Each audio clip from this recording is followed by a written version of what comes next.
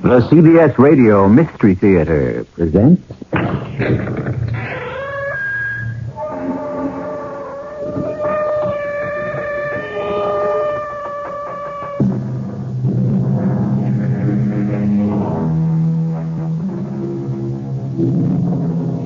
Come in. Welcome. I'm E.G. Marshall, your guide through the macabre maze of the occult. Love, hatred, and revenge are accepted by us as part of our daily lives. But those who claim to know the spirit world assure us that these emotions don't necessarily die with the death of a mortal, but are sometimes carried over into the hereafter. Our tale deals with love, hatred, and a revenge that reached from beyond the grave and made a mockery of the marriage vow till death do us part. Honestly, Jack, do you think Vinny will come along with us on our honeymoon, too? Now, Anne, don't talk like a fool. Vinny is dead. Forget him. He won't let us. Your dear, dead twin brother just won't let us alone, and it doesn't seem to bother you any more than it did when he was alive and tagged along on all our dates. Jack, I can't live with a ghost. All right, Anne. What do you want me to do? Kill him? You know as well as I that Vinny's already dead. Just make him stay that way, Jack. Just make Vinny stay dead.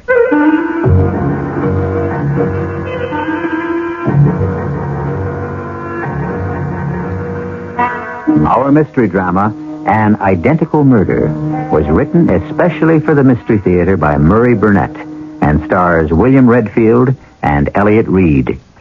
I'll be back shortly with Act One.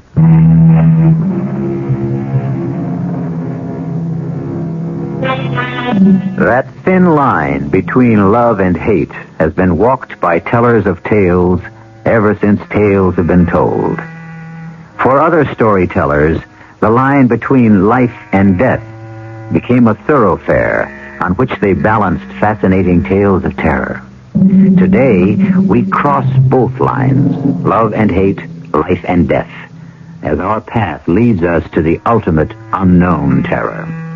Our guide along this path is a man named Harry Carlson, who's more experienced climbing mountains than dealing with the unknown. Let's set the record straight from the start. I'm not a man who sees things. I'm a guy with both feet on the ground, with my head on straight. Darn well better be, because my hobby is mountain climbing. And the icy face of a mountain is no place for a guy with jumpy nerves. The funny thing about what I have to tell you is that this whole bizarre adventure started with a climb. A climb I made with the Benton twins. I remember the three of us sitting in the warm tap room of the Regenhof, talking about the climb. Harry, the map shows we shouldn't have too much trouble after we reach this point, about halfway up the north face. Right, Benny. The tough part should come when we leave the trail. I'm Jack. He's Benny. You keep mixing us up. Wouldn't you think I'd be able to tell you apart after the last 4 years? Well, Harry, why should you be different than everyone else? People have been calling Jack, Vinny, and me Jack ever since I can remember. Well, I'd love to talk more with you guys about people mistaking you for one another, but I think we're prepared for tomorrow's climb, and I'd better hit the sack. I'm just a lonely young lady looking for a date. Anyone interested? And what are you doing in Switzerland? Annie, darling, listen, pay no attention to my rude twin brother. I am delighted you're here, Anne. Vinny. And I know you're Vinny because Jack always says my brother, and you say my twin brother. And since you're such an observant minx, come here and put your arms around me, and I'll show you just how glad I am to see you. You've made yourself a deal. Hey, my ribs, Jack. Leave me my ribs. I'll need them for the slopes tomorrow. Oh, what's this about slopes? I don't know how you got here, but now that you're here, there'll be no skiing. You're climbing with us tomorrow. Please don't take this personally, but I have no head for heights. I'm all right on skis, but climbing is out. If everyone knew their own limitations, there'd be a lot fewer accidents. Well, good night. We'll meet here tomorrow bright and early. Yeah, that seems like a good idea for all of us. Now, what do you say, Jack? If you don't mind, Vinny, there's something I want to discuss with Jack. Oh? Private? Sort of. Well, now, Anne, you ought to know by now that Jack and I have no secrets from each other. He'll only tell me anyway. Perhaps, Vinny, that's exactly what I want.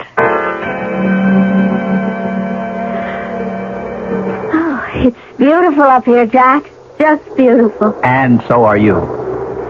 Jack, please stop kissing me or I want to elope tonight. Oh, what's wrong with that? Vinny. Oh. From the conversation back in the tap room, I gather you hadn't told him about us yet. That's right. Are you going to tell him? You know I am. It's just...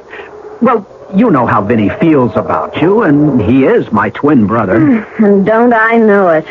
What's that supposed to mean? That I love you, not Vinny.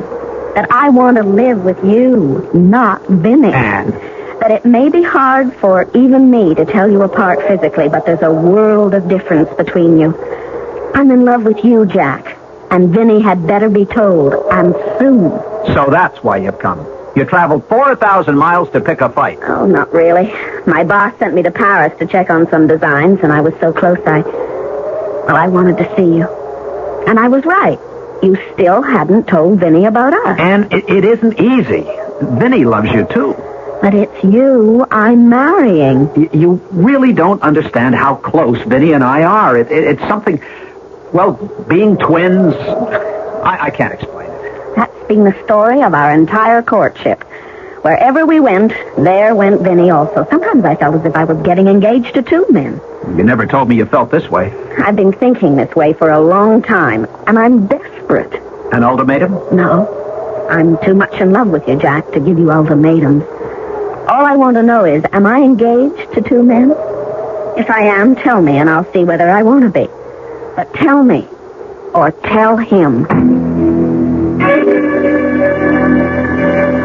Vinny, I have something to tell you. Oh. It's about Anne, isn't it? I should have guessed you'd know. Mm-hmm. We've always been able to read each other's thoughts. So, aren't you going to congratulate me? Well, you've just lost me. I knew it was about Anne, but where did the, congratulations come in? Anne and I are going to be married. You dirty double cross! Vinny, what do you do? Behind my back, Vinny! Stop it! I'll kill you! I'm gonna kill you! I will kill you! Okay. I'll kill you! Okay, I'm not going to stand here and let you beat me up. Now are you going to listen to me? Or do I have to pound your head against the floor? Okay, Jimmy. Okay, Jack, let me up. I'm sorry. I'm sorry I blew my top. Vinny, what happened to you? I honestly don't know, Jack. For a minute, I really wanted to kill you. You almost did. Now calm down and let's talk about my marriage. No, the only talking I'm going to do is to tell you how sorry I am. I'll make it up to you, Jack. And I'll prove it with my wedding gift.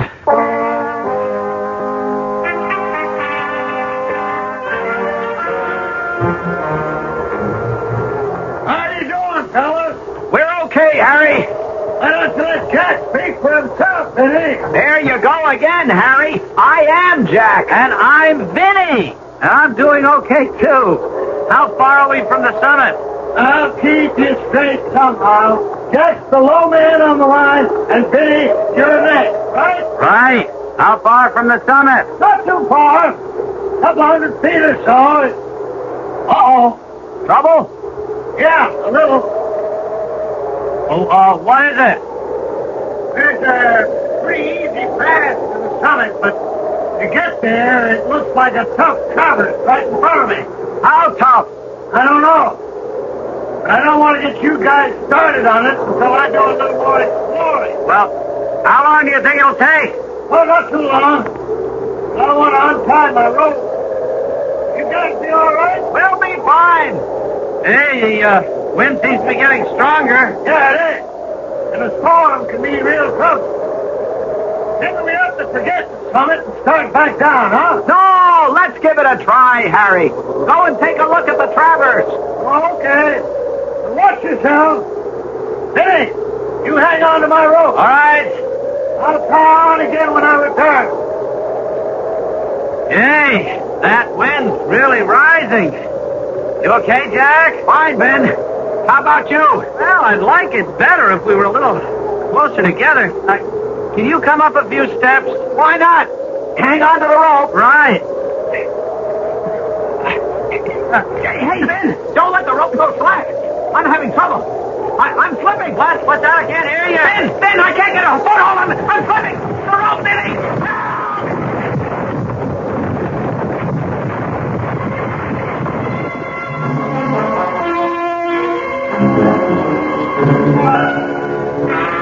I was almost across the traverse when I heard the scream, then the slide. My stomach told me what had happened.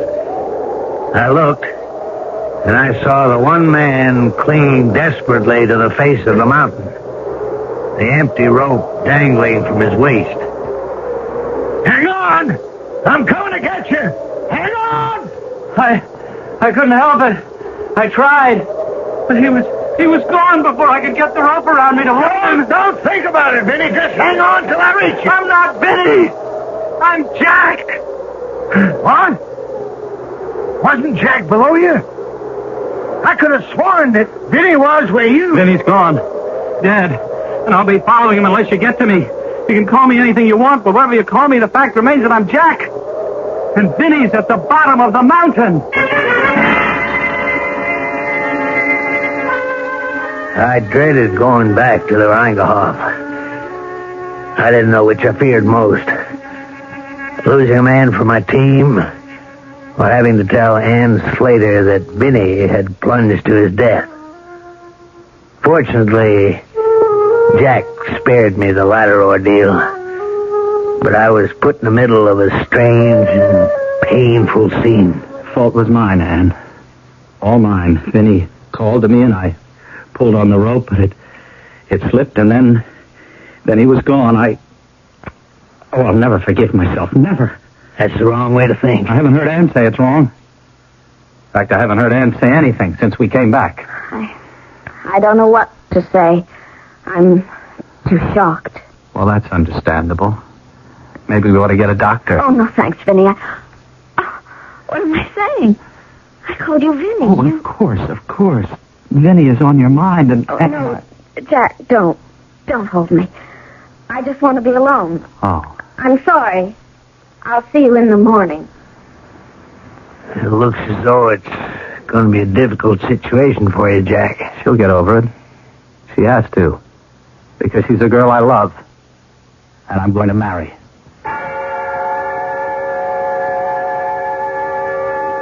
A few months passed. I expected to read the announcement of the wedding between Jack Benton and Ann Slater, but all I heard was that they were seen around town together and no date had been set. Until one day at my office, I looked up and Ann Slater stood there. Only she wasn't the vivacious, laughing girl I remembered, but a frightened, confused woman on the razor edge of a breakdown. I'm sorry, Harry. Really sorry. I shouldn't have come, but Oh, you don't think I'm crazy, do you? No, Ann, sit down. Let me get you a drink. You were there. You're the only one I could think of who might be able to help. Brandy, coffee. He's dead, isn't he? You were there. Now, Ann, try to get hold of yourself.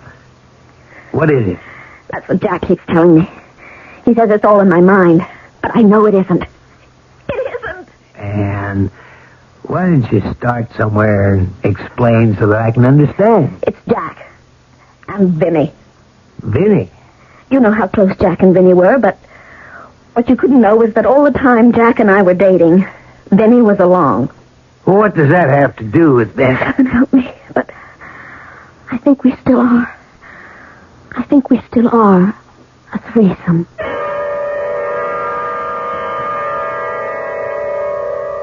According to medical science, identical twins have the same heartbeat, the same skin, hair tones, and if you took a voice print, you would find that although the voice might vary in pitch and timbre, they would follow a somewhat similar pattern. The question is, would a woman be able to tell the difference between identical twins if she loved one of them?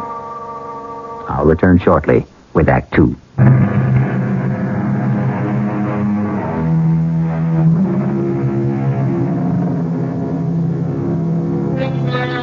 Two's company, and three's a crowd.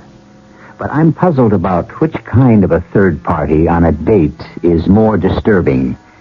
A dull and insensitive bore who refuses to take any hints about leaving, or an unseen but definitely felt presence. In other words, a ghost.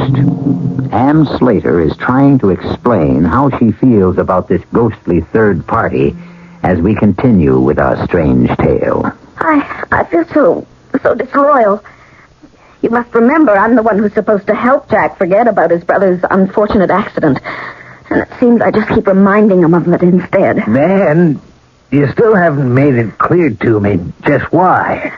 Wherever we go, Vinny's with us. Well, that's not possible. Vinny's dead. I know that, but just listen.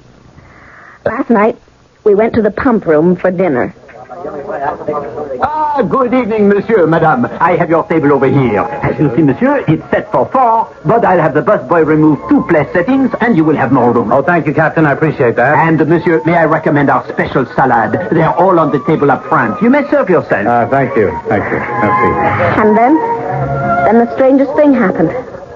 Jack and I sat at the table, and you must believe me, we saw the busboy clear away the other 2 place settings. We went to the salad table. And when we came back, there was a 3rd setting. Well, that's easily accounted for. Maybe another busboy started to set up the table for 4. Yes? Then tell me how you account for the fact that the 3rd place had a salad plate heaped with Caesar salad. Caesar salad? I remember, that's Vinny's favorite. Well, maybe Jack... We were together at the salad table every minute, and we came back together. What did Jack say? What he always says when this happens. Forget it. Then he isn't as concerned about this as you are. That's another thing that's bothering me. He's concerned. I know he's concerned, but he won't admit it. Do you think he's trying to act as if everything were normal so as not to upset me? Well, now, don't you think that's a strong possibility? But there are other possibilities. I don't know what you mean. I hope you will when I tell you what happened a week ago at an amusement park. Oh, look, Jack. Cotton candy. I haven't had cotton candy in years. Well, then you'll have a big, giant portion. Uh-oh, no. It's too fattening. Just a small one will be fine. No, you'll see. Here you are, darling. Oh, thank you, Jack. Oh, I wish I could make your eyes sparkle and your lips smile that way when I'm not bringing you cotton candy. Delicious. But sticky. Anne? Did you hear what I said? Anne? I'm sorry. Oh, what's wrong? Why can't I make you happy the way I used to? It's my fault. I'm all mixed up. About us? About us and Vinny. And Look, Vinny's dead. We just have to forget him. he won't let us. He just won't, and you don't seem to understand. Sometimes I think your voice sounds just like Vinny's. That maybe I've mistaken you for... Oh, forgive me, Jack. I just don't know what I'm saying. It's all right. Now, look, I've known a lot of girls. You know that. But you're the one I want to marry, not just for your looks, but for your wonderful sweetness and sensitivity. I know how you must have felt about Vinny always tagging along. It was only natural that when you heard he died, at first you... Well, I suppose you were glad. No. Be honest with yourself. Only at first. You were glad that he was out of the way. And because you're feeling guilty about it, you're letting that feeling lead you into imagining all sorts of ridiculous things. You think that could be the explanation? Oh, darling, I'm sure of it. Now, look, let's just forget all about Vinny and enjoy ourselves. Which do you want to try? The slide or the shoot? Your choice, Jack. You wait right here. I'll get the ticket. But, Jack, I want to... Jack, come back a minute.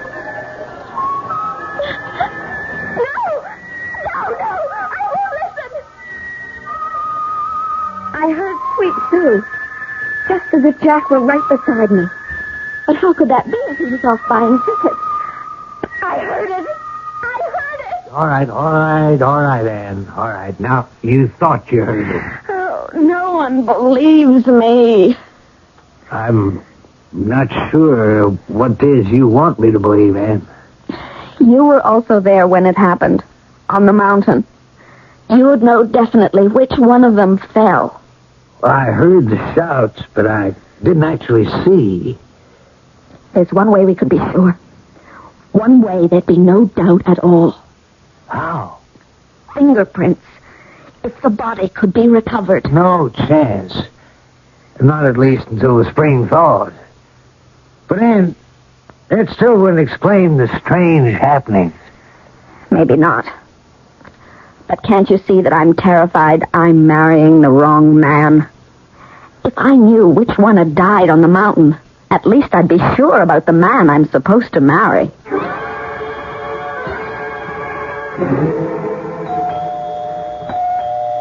I'm coming. Jack. Hi. Didn't you get my note? Oh, you bet I did. That's why I'm here. All right, now, what's this about your taking a trip? I said it in the note. I just have to get away for a while and think. Where are you going? I didn't tell you because I didn't want you to know. Anne, what's happened to us? That's what I'm going to go and try and figure out. Look, you're not going. What? I mean it, not without me. I love you. I love you more than life itself. Jack, that's very sweet. But if you do love me, you're going to have to let me get away for a short while to get my head straight. Why, what have I done to you? I'm afraid I've done it to myself, Jack. It's not you. All right, well, look, may I have a cup of coffee? It will have to be instant because I don't want to miss my plane. Okay, instant. Lucky I left the kettle out. I put most of my other pots and pans away. Look, if it's too much trouble, don't bother. It will only take a minute. No. Oh, no. Please, God, no.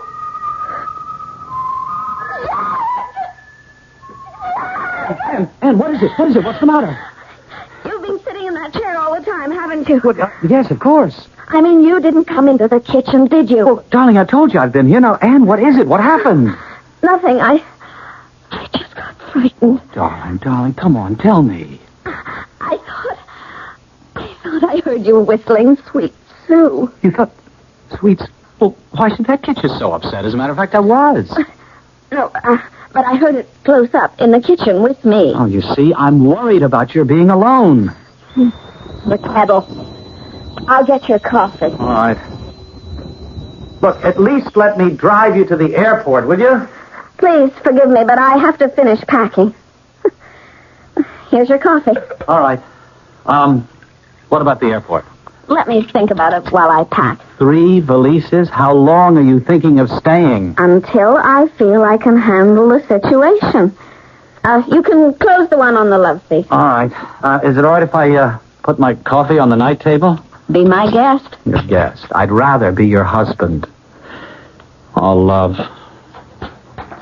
When are we going to get married? I always forget my toothbrush. No, there it is. Look, Anne, did you hear my question? I heard. Well? Let's go back into the living room. All right. What about the other valise? I'll leave it. I may have some last-minute things. Now what? On the table. Right there, on the table. What? You mean the coffee cup sitting there? And the lighted cigarette. I don't smoke. And you haven't lit a cigarette since you came in.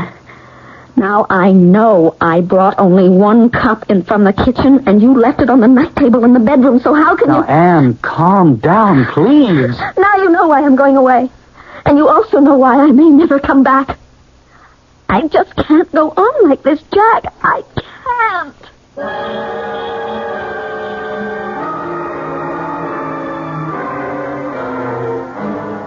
Harry, you know where she went, and you're going to tell me. I have no idea where Anne is. I tell you, I've got to find her. Now, Jack, I'm not much on giving advice, but Anne's a big girl. I imagine if she wanted you to know where she was, she'd let you know. Harry, tell me this. Did you and Anne talk about that day on the mountain? I've already told you I think you should ask Anne about our conversation. Oh. Now, look, Jack, I got a lot of work to do, so if you don't mind... Yeah, I get it. You're kicking me out, aren't you, Harry? Oh, please, Jack, What's that? Who's... I was looking at you, and suddenly I heard... Your phone, Harry. Huh? Oh, here, excuse me. Hello? What? Well, how did it happen? Where is she? It's Anne. What's happened? Hold it, Jack. Skiing accident. Yeah, I see. Yes. Yes, I'll take care of it. Oh, no, it was about Anne, wasn't it? Yes. She's in a skiing accident, but she's all right. She asked the hospital to call me. All right. What hospital? Where? Jack, she called me. Harry, it was sweet of you to come. They tell me I should be out in a few days. Well, what happened? Jack has told me so many times you're an expert skier. What happened really had nothing to do with skiing. It was eerie. I was all alone at the top of the run. It was a beautiful day. And I was just about ready to push off when I heard... I looked around, but I was alone, and then I heard someone whistling. I panicked. I dug my poles in and took off. But the sounds followed me. I knew I was going too fast, but I just wanted to get away from the sound. I wanted to go faster than all those awful sounds. But I couldn't. And then, well, I never even saw the tree I hit. Mm-hmm. And I have something to tell you. When that call came from the hospital, Jack was with me in my office. He knows about your accident. Oh, well, I don't suppose I could have kept it a secret. Anne, are you all right? I got here as fast as I could. I should never have let you go alone. Hello, Harry. Anne, please. Are you all right? Jack, I will be in a few days. Oh. The doctor says it isn't serious, just a mild concussion. But, Jack, you shouldn't have come. Oh, that's where you're wrong. Not only am I here, but I'm going to stay until you get well, and then we're going to get married immediately. Jack, don't you understand that the reason I went away was because I wasn't sure about... Well, I'm sure. Darling, I'm sure you need me, and from now on you'll be with me, and I'll be here to solve all your problems.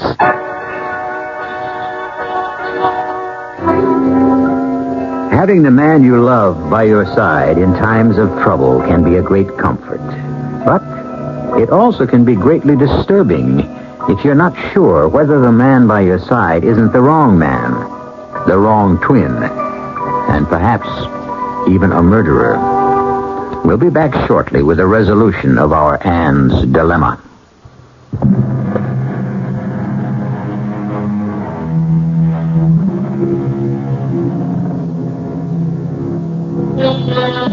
The phrase ménage à trois means a household made up of 3 people, usually 2 men and a woman. But the 3 can be any combination that medical science and the new sexual freedom can devise. In our story, Anne Slater, 1 week before her marriage to Jack Benton, was deeply worried about a possible ménage à trois. But her concern was that the 3rd person in her ménage was a ghost. Harry Carlson, the best man, was also worried. I certainly didn't relish the idea of Jack Benton asking me to be his best man, but my guilt over the death of his twin brother left me no choice. And so, 3 days before the wedding, I found myself Jack's guest at a charming cottage by the sea that he and his brother had inherited. It was here that he had decided to spend their honeymoon. Now, we were alone that first night, just Jack and me. Well, I'm sure glad you could make it, Harry. There's no one in the world I'd rather have as my best man, except, of course, Vinny. Thank you for the compliment. Who's upstairs? Well, you're the only guest. Yeah, but there's somebody up there. Surely you can hear the footsteps. There's no one there. Oh, you must be putting me on, Jack. I tell you, there's no one. Now, don't tell me you don't hear those steps. Must be someone making them. Okay, if you want, you can look for yourself. That's exactly what I'm going to do.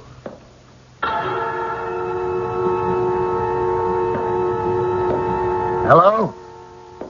Who's there? Let's not play games. I'm Harry Carlson.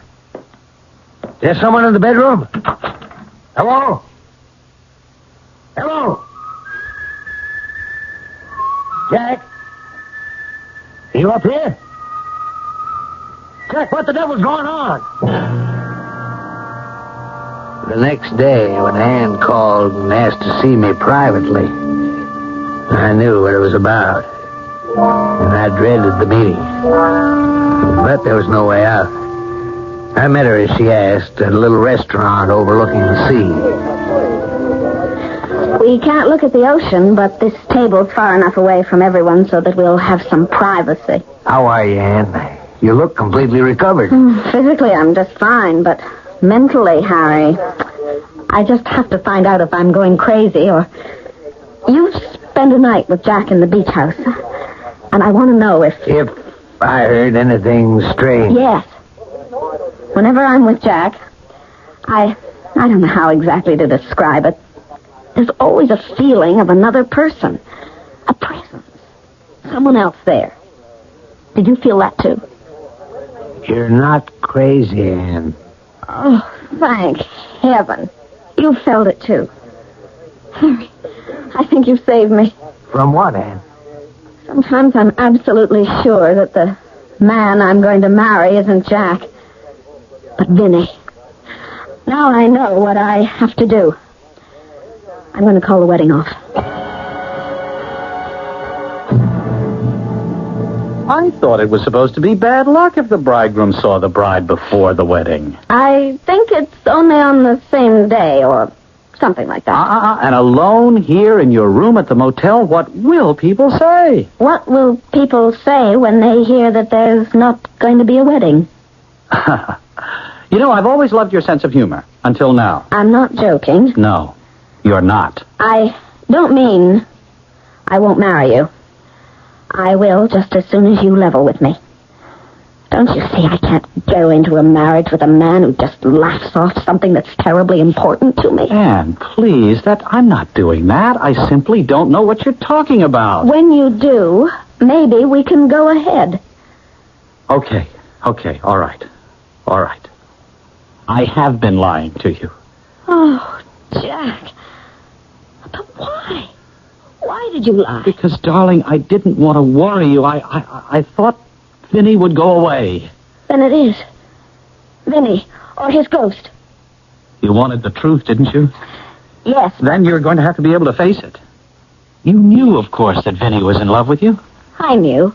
I mean, I won't pretend that I can explain it, but we were identical twins. You must remember how sometimes we didn't even have to talk because we knew what each of us was thinking. I remember. Sometimes it drove me crazy. Well, somehow, now, I don't know how. Vinny is still with us. I feel him at times so strongly that I've even started talking to him. Then you're saying that Vinny is a ghost. But look, there are ways of getting rid of ghosts. You mean something like exorcism? Whatever you call it, there are people, mediums, who get through to the other world. What makes you think Vinny can be made to leave us alone? Anne, I'm telling you, I'm sure he'll do it. Out of his love for you. I know that was genuine. But how would I go about it? I don't know anything about the spirit world. I made some inquiries. I have the name of a reputable medium, no phony. And I've spoken to him, and he's agreed to help. You spoke to him about me? Yes, and he feels exactly as I do. That Vinny's ghost will be more apt to listen to a plea from you. This is your first visit to a medium? That's right. Let me explain briefly what may happen. I will go into a deep trance, and I will call to him and ask him to talk with you. If you hear him, you may answer him, but otherwise you must keep quiet. All right? All right. Vincent Benton, the one you loved on Earth is here. You know her, Vincent Benton, the girl named Anne Slater. She wants to talk with you. Are you there? He's here. Vincent Benton, listen. I speak for Anne Slater and your brother Jack. Stop that. You have no reason for anger. Listen to us. Your actions are making Anne Slater and your twin brother Jack very unhappy. You must realize that you will only have peace when you give them peace. You must understand that your peace and their happiness lies in their marriage. Stop. Let go of me. You're hurting me. Just go. I must get back to the sphere where I belong. Let me go. I'm not one of you. Are you all right? What happened? I'm sorry. I cannot help you. I don't believe anyone can. We contacted a very evil spirit, and it's best that you leave immediately.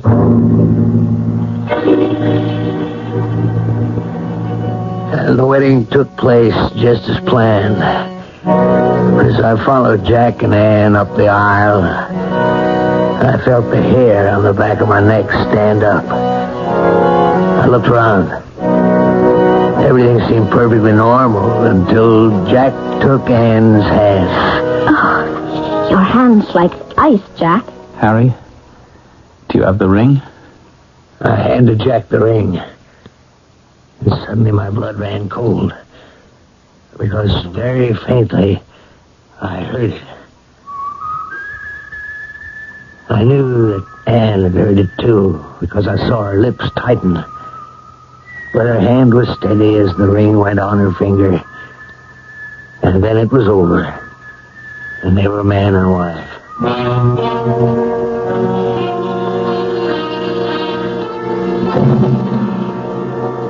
At the reception after the ceremony, I was only counting the minutes until the last guest left, and I could also decently leave. Nothing more had happened, but I still desperately wanted to get away. After what seemed an interminable length of time, only Anne, Jack, and I were left. I took Anne aside to offer my good wishes. Thank you, Harry. Thank you.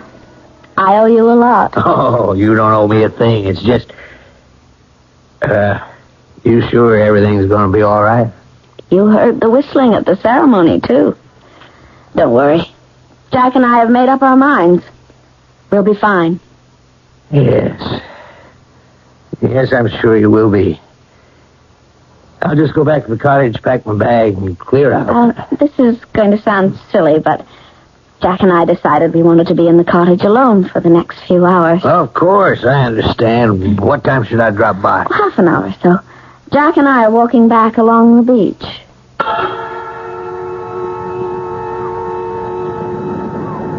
I don't ask you to believe what happened next. I only tell you what I saw with my own eyes. As I stood on the steps of the church and watched them walk on the wooden planks that had been laid along the beach to form a crude boardwalk. Their backs were to me, and Jack's arm was around Anne's waist, when suddenly, I'll swear, there were two arms around her waist, and one of them was encased in ice. Why is it suddenly so cold? I think the wind has come up. I don't feel any wind, but Jack, I'm freezing. Let's walk faster. Darling, I can't. Look, you run on ahead and light a fire, will you? I'll be along in a minute. Don't be long. I won't. Jack, please let me go. I really tried. I tried to throw you the rope. Look, believe me. You know Anne would never have married me. I had to take your place. It was better for Anne.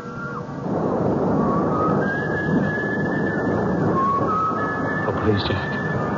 Let me live. Please. Go back to being dead. And as I watched, the arm encased in ice grew to a whole man, who with his icy arm walked around the bridegroom's shoulders, led him inexorably off the planks and across the sand and into the sea, where they both disappeared from view.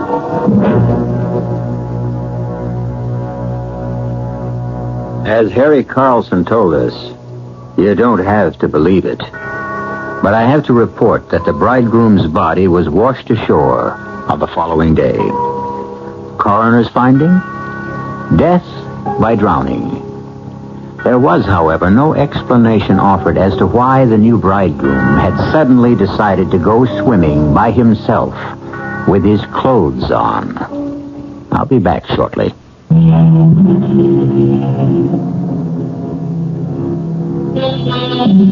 Castor and Pollux, the heavenly twins fixed and immutable in the sky, made a bargain with Zeus. When one died before the other, they were to be together always. Only they were to spend 6 months in heaven and 6 months in hell. I like to think that the Benton twins made the same deal to be together. But what troubles me is which twin belonged in heaven and which in hell. Our cast included Elliot Reed, William Redfield, Roberta Maxwell, and Robert Dryden. The entire production was under the direction of Hyman Brown. And now, a preview of our next tale. It was a long wait. The pendulum swings in its gentle arc. I can feel her presence coming closer, closer. Feel myself floating back into that special world of peace and beauty. Her back is turned to me as I call, and she turns.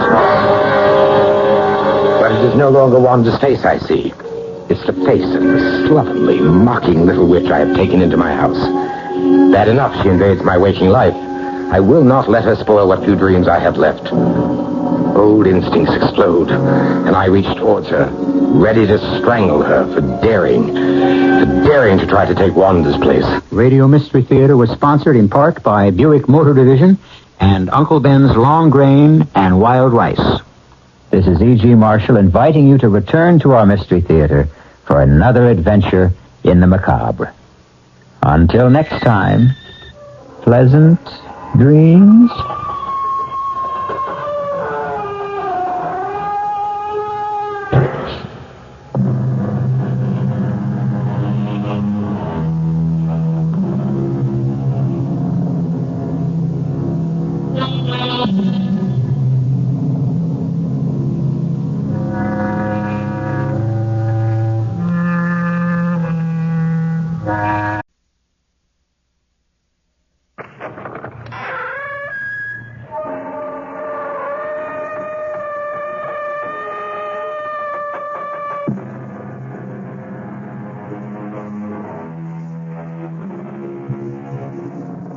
Come in.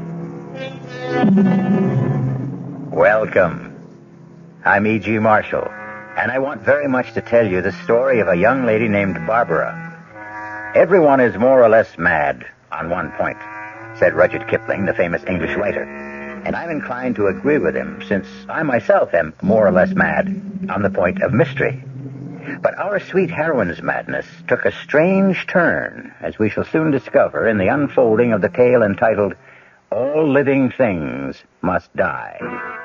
Our mystery drama, All Living Things Must Die, was written especially for the Mystery Theater by Elspeth Eric and stars Mercedes McCambridge. It is sponsored in part by the Kellogg Company, makers of Kellogg's Special K cereal, and by Anheuser-Busch Incorporated, brewers of Budweiser. I'll be back shortly with Act One. Breakfast in the morning, Kellogg's has that wholesome taste to get you up and grinning. This is Jerry Coffer for Kellogg's Special K. You know, for years we've been talking about the Special K breakfast, a great way to start the day if you have a weight problem. You may have seen or heard our latest commercials, which symbolize the problem of being a few pounds overweight by using this ball and chain. That's the sound effect. But so many people have come to know the Special K breakfast that can help solve weight problems, they sometimes forget that Special K is America's favorite high-protein cereal. It has 8 essential vitamins and iron, and so delicious that lots of folks, kids as well as adults, eat Special K just for the sheer good taste of it. So we don't want you to think that you have to wear a ball and chain to eat Special K. All you need is an appreciation for the finer things of life, a 1-ounce bowl of Special K, 4 ounces of skim milk, tomato juice, coffee, and maybe a little sugar. The Special K breakfast can't help you lose weight all by itself, but it really is a good start.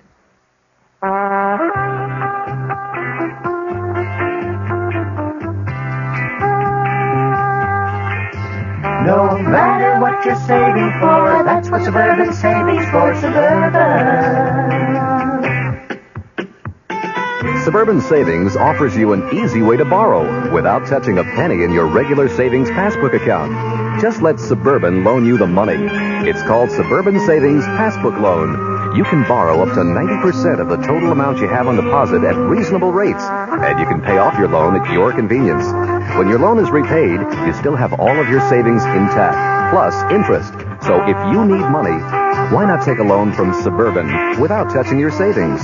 Suburban Savings Passbook Loan in New Jersey at Bayonne, Edgewater, Elmwood Park, Emerson, Hackettstown, Morris Plains, Nutley, Paramus, and Sparta.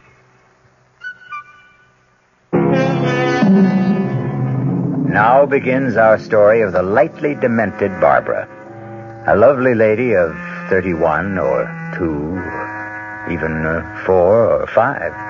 But as we now discover her in the living room of her suburban home, she could be younger than springtime. She could be spring itself. I love you.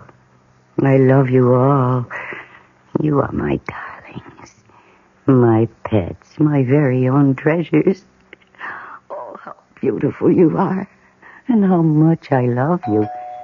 What? Well, that can't be Frank. He never forgets his key. Oh, it's... Johnson, ma'am. Detective Sergeant Johnson from the other day. Oh, yes. Come in. I didn't realize you'd be back. Well, I was just checking up. Had any more of those obscene phone calls? No, not one. And it's such a relief you can't imagine. Mm-hmm. You had your number changed? Yes. And that seems to have done the trick all right. Well, good. No, a lady like you shouldn't be bothered by things like that. Well, there's one other thing I hate to mention. No, go ahead. Mention anything you want to. We're here to serve.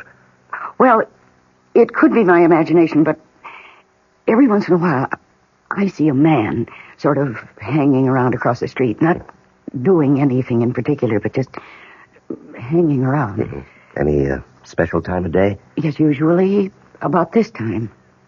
I see him through this window when I'm putting my plants to bed. Oh, you tuck them in, do you? Well, sort of. I talk to them, and sometimes I sing them a lullaby. I know that sounds silly, but, well, that's what I do. And then sometimes through the window, I think I see this man. Well, it's kind of hard to see out this window, ma'am. The plants sort of get in the way. Yes, I know they do, but they like it here. I tried other places, but they weren't happy, so... They're happy here, huh? Well, they haven't complained. Although I'm not sure about Annabelle. This one is Annabelle. That's Arthur. And that's Kenneth. Mm-hmm. And this is Marianne.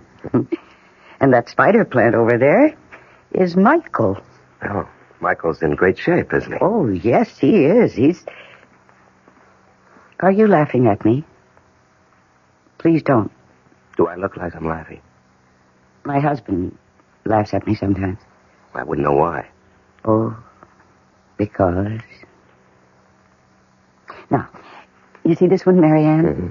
Will you take a close look, because you won't see a Marianne every day in the week. Well, Marianne is, well, she looks like ivy to me. Yes, but her leaves are heart-shaped. Can't you see? Each one is shaped like a perfect little heart. You know, you're right. Yes. There are more than 200 varieties of ivy. Did you know that? No, I never did. Hey, what's going on here? Oh, Frank.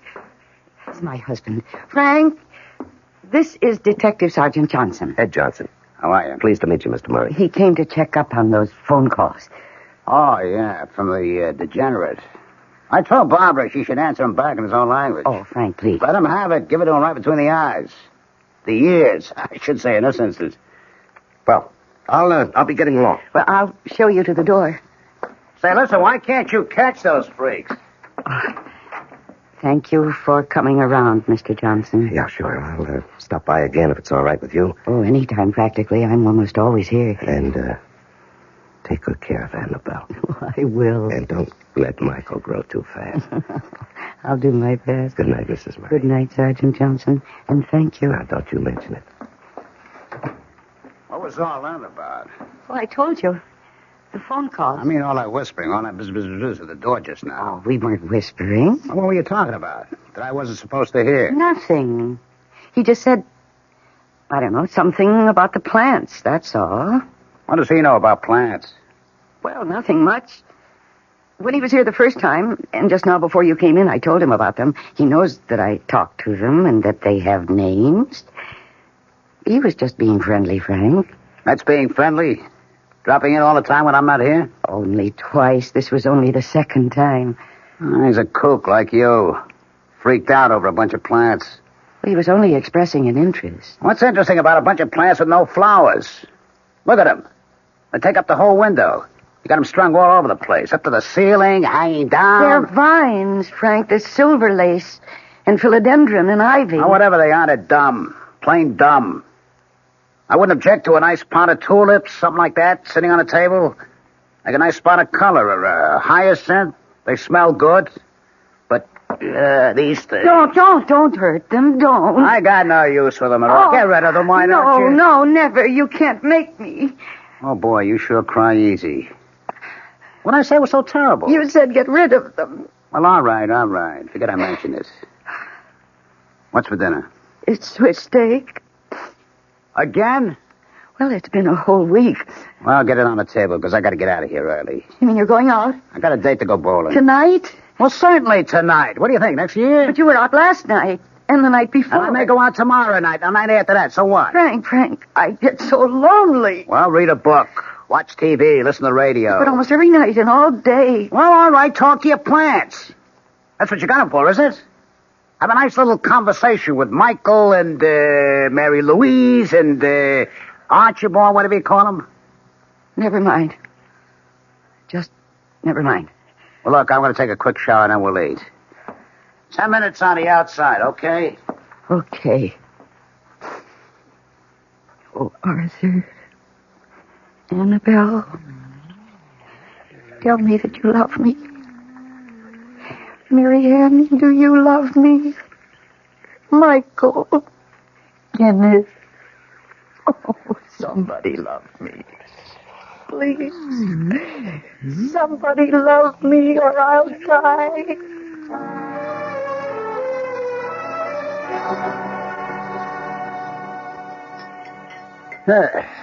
That Swiss steak wasn't bad at all. Thank you. Got any dessert? Just fruit. I'll take an apple with me. Frank, don't go for a minute. Well, I told you I got a date. No, I want to talk to you about something. I'll go ahead, but keep it short, will you? Well, Frank, remember when we got married? Well, how could I forget with you to remind me? Well, you said then that you didn't want to have any children right away. I don't believe in rushing into things like that. Frank, that was 10 years ago. Yeah, I know. But isn't it different now? Well, not necessarily. I mean, I think I'm too old for kids. Oh, you're only 45. And by the time my kid grew up, I'd be an old man. You're not really old. Well, aren't you kind of old to be having a kid for the first time? Frank, lots of women have children at my age. Lots of them. I don't know if it's safe. Yes, it is. It happens all the time, and I'm very healthy. I'm very strong. You don't look too strong. Well, I am, because the doctor said so. When did you go to see a doctor? Last week. I don't like you doing that without asking me first. Well, I wanted to be sure before I talked to you. And the doctor says it'd be perfectly all right for me to have a baby. As a matter of fact, he said it'd be the best thing in the world for me. Well, I can't see it. On account of the loneliness, Frank, I don't think you realize how lonely I get. That's why I talk to the plants and sing to them. Because I haven't got anybody else. Well, make some friends, why don't you? That's not easy for me. Well, why not? I do it all the time. Anyway, it's not the same as having somebody right here in the house with me all the time. It's not the same intimate kind of thing. If I had a baby... Oh, Frank, I wouldn't ask for anything else ever. And I'd give that baby so much love and attention... It would grow up to be the most marvelous person because it would know from the very beginning that it was loved and wanted. Oh, so much wanted. Well, I don't want it. You got that? A kid is the last thing in the world I want. Please. No. I live in this house, too, you know. I don't want a kid running around, messing up everything, making a lot of noise. Getting in the way all the time. No, it wouldn't be like that. Oh, yes, it would. No, I won't have a kid messing up my life, and that's final, so forget it, huh? You hear me? Forget it. Put it out of your mind. Okay? Well, I gotta get going. Guys are waiting for me at the bowling. Frank.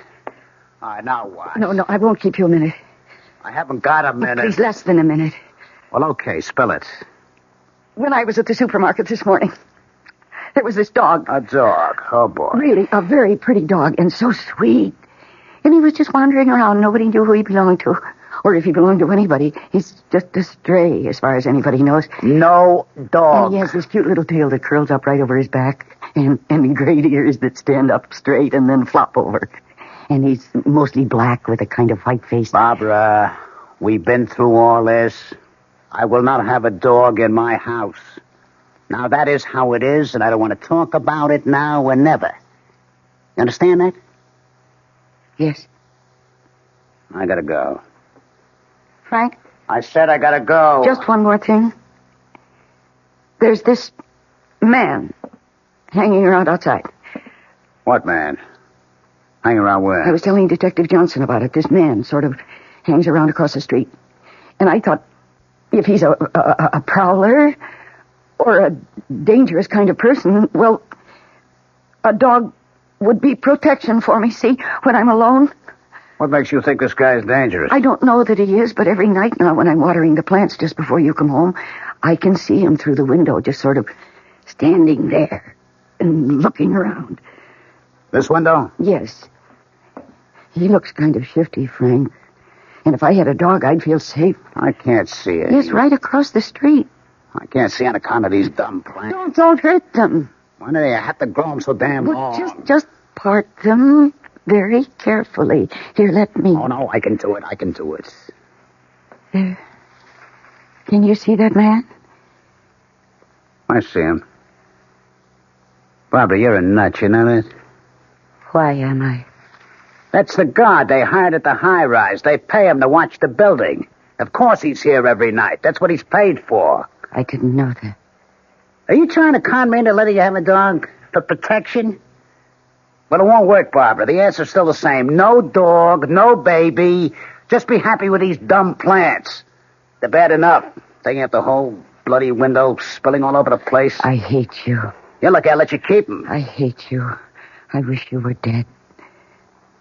What did you say? I said I hate you. I wish you were dead. Did you really say... Hey, what? What's this? The bloody plants are on my neck. Oh. Hey, Barbara, they're all around me. They're choking me. I can't get them off. Hey, Barbara, they're too strong. Barbara, don't stand there. Get them off. No. Here, the scissors. Barbara, the scissors. I hate you. I hate you. I want you dead.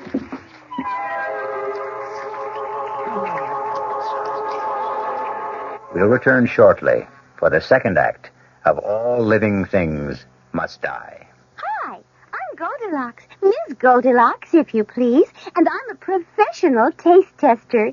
Here at my taste test laboratory, that's TTL for short, I taste test everything from porridge to diet drinks. Actually, there's not that much taste testing in porridge these days. There used to be. Once upon a time. I mean, that's how this Ms. got into the biz. But lately it's been diet drinks. I mean, with so many diet drinks going sugar-free, I've been really busy conducting taste tests. A rather unbearable assignment, to be sure. But then I discovered sugar-free diet 7-Up. Fresh, natural, delicious. My only problem is that sugar-free diet 7-Up tastes so good that it broke my Goldilocks diet drink taste-o-meter. Well, sugar-free diet 7-Up certainly has my seal of approval. This one's just right. Hey, Mom, what's for dinner? Hey, Mom, what you got? It's time to get ready for the great outdoors, and your ShopRite supermarket has everything you'll need for cookout dinners and fun in the sun. And for this week's dinners, ShopRite is featuring whole grade A frying chickens, just 37 cents a pound. Roasting chickens up to 4 pounds, 47 cents a pound. Choice rib steaks, $1.19 a pound. ShopRite Franks, 89 cents a pound. Get all your outdoor cooking equipment and many great food values at your ShopRite supermarket. She loves the family. She wants the best. does all that she can do. She lets ShopRite do the rest. Hey, Ma, what's for dinner? ShopRite has the answer. Macy's store-wide spring sale blossoms all this week with beautiful values in every department, every Macy's store. Values like a 40-piece Nyko ironstone service for $8, regularly $55, now just $39.99. And hand-cut lead crystal selection of Hostess items, regularly $15 to $25, now $9.99 to $14.99. Save in every department all this week. Macy's store-wide spring sale. This is WOR New York and RKO General Station. Now for the second act of All Living Things Must Die. It is a year later, and our heroine no longer lives in the little suburban house, nor is her name Barbara Murray. She lives in a cheery little 2-room apartment, and she is married to Detective Sergeant Ed Johnson. But Kenneth and Arthur and Mary Ann and Michael and Annabelle, all the plants are grouped together in the largest window, and all appear to be in the best of health. Baby boat's a silver moon sailing on the sea. Big. Oh, he's home. Ed? Hello, sweetheart. Hello, darling. Hey, watch out. What have you got there? Oh, just a little addition to the family. What? What is it? Well, let me get the paper off, will you? Okay. How's that, huh? Ed. Oh, it's beautiful. You know what it's called? Yes, do you? Sure, Purple Passion Plant. Oh, that's right. Yeah. I thought it was very appropriate for two people who've been married a month. Oh, it is, Ed. It's beautiful. And you were so sweet to think of it. Well, there's something else I've been thinking of. What's that? Honey, is it too soon for us to be thinking about having a baby? A baby? Well, you do want us to have a baby, don't you, Barbara? Well, I guess so. I brought the subject up too soon. I can see that. Dumb me. I'm sorry. No, that's right. No.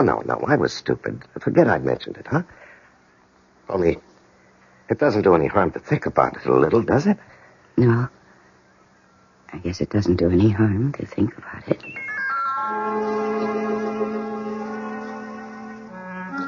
Oh, Cleopatra.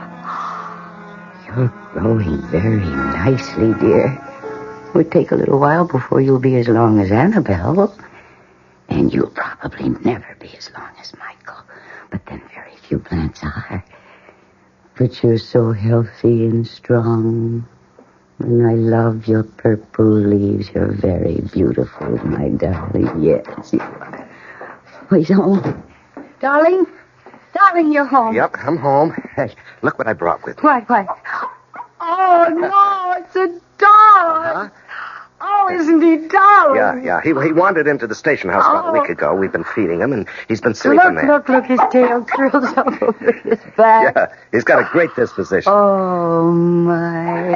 Doesn't he belong to anybody? Well, we advertised in the paper 3 days running. Nobody answered the ad. You mean he's got no home? Nobody wants him? Well, not unless you do. You mean I can have him? He can live here with us. Well, would you like that? Oh, yes. Dog, I guess you got a home. Oh, I love him. Dog, you got yourself a mother. Look at him. Look how he's looking at you. Yeah. Come here, dog. Come here. Oh, he loves you. You can see it in his eyes. He just loves you. Well, I'm his father, aren't I? Hey, dog, do you love your father? Of course he loves you. How could he help but love you? How could anybody help but love you? Well, there's only one person has to love me. That's you. Uh-huh. But you have to, baby. It's absolutely necessary. It's essential that you love me, because if you don't, it's the end of me. Oh, Ed, I love you so much. I can't even talk about it. Just believe me. I love you, and I love you, and I love you.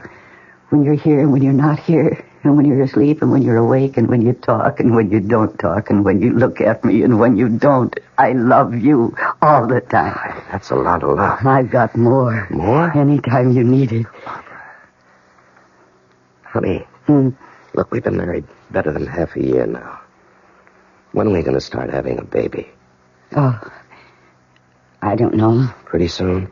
I guess. You want one, don't you, honey? Yes. Well, when do we? Well, sometime. Well, sweetheart, we're not kids anymore. I know that. You think I'm putting the pressure on you? No, I shouldn't do that. I didn't mean to. No, that's all right. No, I won't do that anymore. You just got to tell me when you think is the right time. I won't bother about it anymore. Oh, Ed, Now, what are we going to name the dog? I don't know. How about Cuthbert or Lance? Oh, no, I don't think so. Herman? Dwight? No, I don't want to give him any name like that. I want to call him what you called him. Me? I never called him Yes, you anything. did. You called him Dog. That's what I want to call him. D-A-W-G? Dog? Yes, come here, Dog. Hey. Oh, what a lovely dog you are, Dog.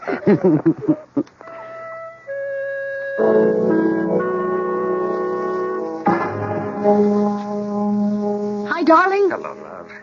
How do you feel? I feel marvelous. Well, you look marvelous. How's the family? Well, I've been giving Annabelle a little too much water, but everybody else is fine. Oh, I brought you a present. A first anniversary present. Well, I have one for you, too. Here. That's an engagement ring. You never had one.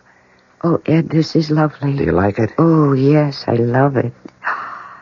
Almost as much as I love you, and Dog, and Annabelle, and Kenneth. Hey, watch it. And I got you a ring, too. What? Yes, a wedding ring, because you never have one. Oh, hey, Yeah. that's nice.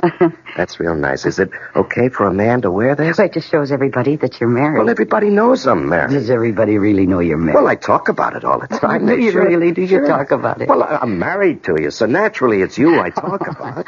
I bet you bore everybody to tears. Yeah, I bet I do. Of course, there always comes a time when they break in and say, any kids? You got any kids? Yes, I suppose they do say that. And, of course, I say no, and they say, well, why not? And I don't know what to say. Ed, I'm so sorry. Honey, why not? You have to tell me. Well, it's a feeling that I have. Well, don't you want to, baby? I always thought you were the kind of woman who'd want a family. It's hard to explain. Well, you've got to try. Okay, I'll try. Only yet I don't think you're going to like what I'm going to tell you. Anything. I want to hear anything you have to tell me. Well, I have to go back to the night that Frank died. Frank? Yeah. What's Frank got to do with it? I'm going to tell you if you listen. Yeah, I'm listening. Go ahead. Well, you remember when I called you that night and I told you that Frank was dead? You remember that? Yeah, sure. Of course I remember. And you came over with the others and you asked me how it happened. Yeah? And I said I didn't know. I said that Frank was going to go out bowling and he must have been in a hurry. And the room was dark. And he must have stumbled into the plants and got tangled up in them and he couldn't get out. Yeah, but he was strangled by the plants, baby. It was a freak accident. No, that isn't what happened at all. Honey, are you trying to tell me... I don't know. Are you trying to tell me that you pushed him or something? That you wrapped the plants around his neck? I didn't. All right, now, wait a minute. Maybe you better tell it to me from the beginning. Well, you remember Frank came home that day while you were still here. Uh-huh. And then you left. And he told me to hurry up with dinner because he was going out. And I got upset. I told him I get so lonely here. Lonely every night. Almost every day. Read a book, watch TV, listen to the radio, talk to your plants. That's what you got them for, isn't it? So after dinner, I said I wanted to talk to him about having a baby. A kid is the last thing in the world I want. And I think maybe it was then that I got the idea. What idea? It just seemed awfully important to me to get Frank over by the window where the plants were hanging. So I told him that there'd been a man hanging around outside across the street. What man? Hanging around where? And he started walking toward the window. And I started feeling this awful, wild excitement. The nearer he got to the window, the nearer he got to the plants. And then I said it. Said what, honey? I hate you. I said, I hate you. At first, Frank didn't hear me. Or maybe he didn't believe his ears, but I said it again. I hate you. And then I said, I wish you were dead. He heard me say that. Then what happened? He started to look angry, and he made a little move toward me, and it was then, when he started to move, that the plants moved. They moved faster than anyone would think plants could move, and they wound themselves around his neck, around and around, and tighter and tighter. And Frank began to choke. Barbara, they're all around my neck. They're choking me. Oh, no. I can't get them off. Don't stand there. Get them off. Get the scissors. No. Barbara, the scissors. Because there were scissors there, on the windowsill. And Frank couldn't reach them. because the plants were holding him so tight, and tighter all the time. And I knew the scissors were there. I kept them there all the time, just the way I do now, to cut off the dead leaves and things. But I didn't move. I just stood there, repeating those awful words. I hate you, I hate you, I wish you were dead. Barbara! I watched his face turn purple, and then blue, and then he dropped to the floor, and I watched him drop, and I looked at him, but all I said was, dead. I listened to the plants for a while. They seemed to be telling me, see how we love you. See, we'll do anything you ask. We are your true loves. We've killed for you. Now you know how much we love you. And then I went to the phone and called you. Darling, you had a bad dream, that's all. No, it wasn't a dream. I made the plants do what they did, don't you see? I said I wanted Frank dead, and they heard me. Or they felt what I was feeling, or they sensed it or something.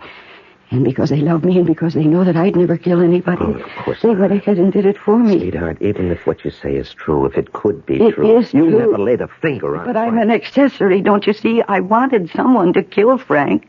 Not me, but someone. And the plants knew it, and they killed him for me. Do you think anybody's going to believe you, sweetheart? Ed, do you believe me? Honey, is this why you don't want to have a baby? I want to, but... But what? That's how it all started. Me asking Frank if I could have a baby. Why don't you try asking me? You know what kind of an answer you'll get, don't you? Go ahead. Ask me. Ed,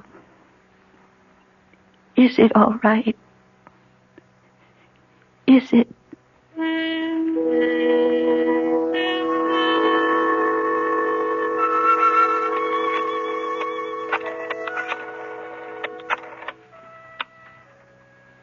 Hello. This is Mrs. Ed Johnson. Yes. Well, I saw the doctor a couple of days ago, and he was going to have a test made to see if I... Oh, you can't tell me. It is? Really? Really? Oh, yes, I believe you. Thank you very much. It's true. It's really true, dog. Michael, Marianne, I'm going to have a baby. Annabelle, it's true. Kenneth, Cleopatra, Arthur, finally, I'm going to have a baby. What do you think about that? Are you pleased? Are you happy? Tell me what you think, because you're very important to me. Yes, you're my best friend. I'm not young anymore, and there are people who think I'm, well, strange. I'm too emotional, that's what they think. And they may be right. How do I know? So please, tell me, because I trust you. Is it all right for me to have a baby? You really think so? Ed, it's true. I just called the doctor's office and they told me it's true. I'm going to have a baby, Ed. Tell me, is it really all right? We'll be back shortly with Act 3.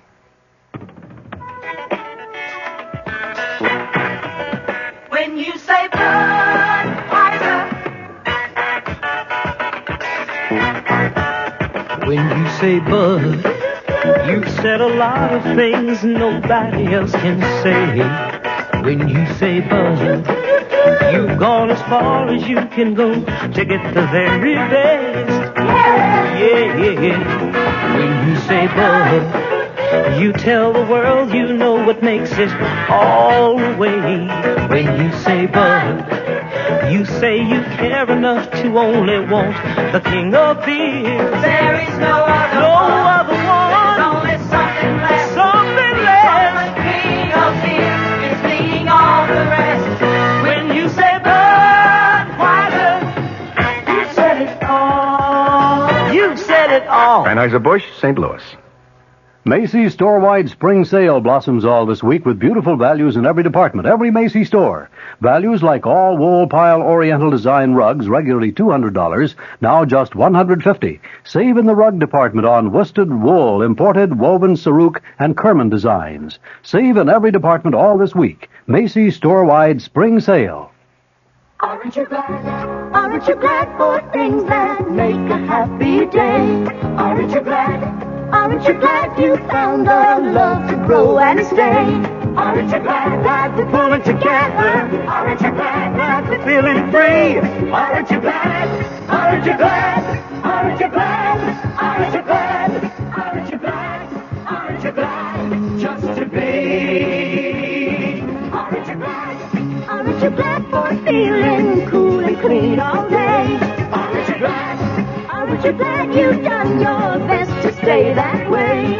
Aren't you glad? Glad we're getting together. Aren't you glad that the people smile? Aren't you glad? Do you style?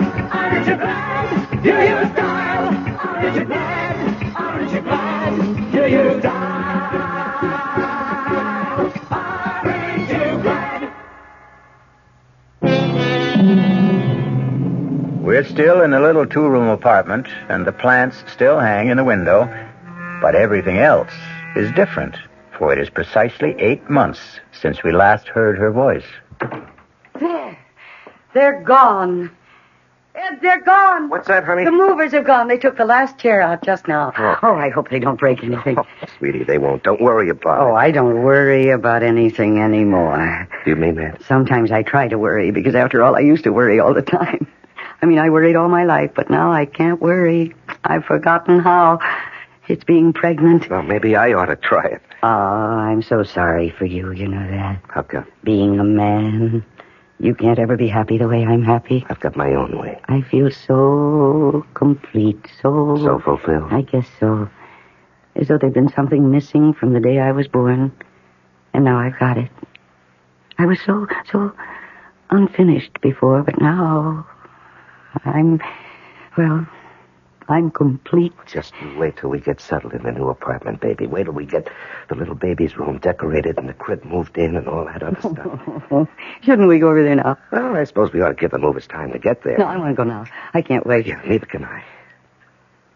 Oh, honey. Isn't it wonderful how we always seem to feel the same way? Oh, honey, you never have that other feeling anymore, do you? What feeling? You know about how Frank died, the plants. Oh, that. You don't ever feel that maybe you shouldn't have a baby. Oh, no. Well, you know, when you first found out, you weren't too sure. Oh, but that was 8 months ago. That was before I started feeling the baby grow.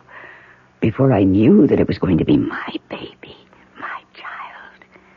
And then I knew that if there ever was anything that was right, having this baby was that thing. And Frank, you ever think about him, about that night? I'm not sure it ever happened. I mean, I'm not sure it happened the way I said. I think probably you were right. I dreamed the whole thing. It was an accident, Barbara. Frank and the plants, it was a freak accident. I guess so. Now, come on, let's go over to the new apartment. Movers ought to be almost there. Yeah, okay, I'll take the plants down. Oh, no, I want to do that. No, honey, no. I don't want you doing things like that. Not now. 8 months, holy cow. Oh, don't be silly. I know just how they're tied up because I did it myself in the first place. Come on, hand me the scissors. They're right there. Baby, now you cut the strings. I think I ought to. No, really, they wouldn't like anybody else touching them. I know what you can do. You can get those cartons we saved to pack them in and all that tissue paper. Go on, you do that. That'd be a big help. Okay, if you say so. Oh, here's the scissors. Right. Only take a minute. Yeah, I'll be right back. Now then, here we go. Now, Cleopatra, let's get you down first. No, Michael, you'll have to wait until last because you're so long and strong. It'll be hard to separate you from the others. Oh. Gee, it's hard to reach. I don't know if I can... Oh, maybe I should have let Ed take you down. My arms hurt. Isn't that funny? I never had any trouble before. Well, of course, it's being pregnant. It's this baby I'm carrying around with me. Are you a boy? Or are you a girl? Or are you twins? I think you're twins. Wouldn't that be heavenly? An old lady like me having twins. A boy and a girl? Oh, I don't care. I don't care about anything anymore, except my husband and my child. I don't even care about the plants. Isn't that strange? For so long, so many years, they were my dearest friends. They were my only friends. And now, they just don't matter anymore. I know what I'm going to do. I'm going to leave them. Right here. You don't need them. We've got a new place to live. We're going to have a baby. We have each other. We don't need these old plants anymore. They can just stay right here. Ed, I just decided that we don't... No, don't. Get away. Get away from me. Ed, it's the plants. They're choking me. Ed, the plants. Yeah, I got the cart. Barbara. Oh, my God. They're choking me. The scissors. Quick. I can't breathe. All right, I've got him. It's all right. It's going to be all right, Barbara. It's all right. Barbara, it's going to be all right.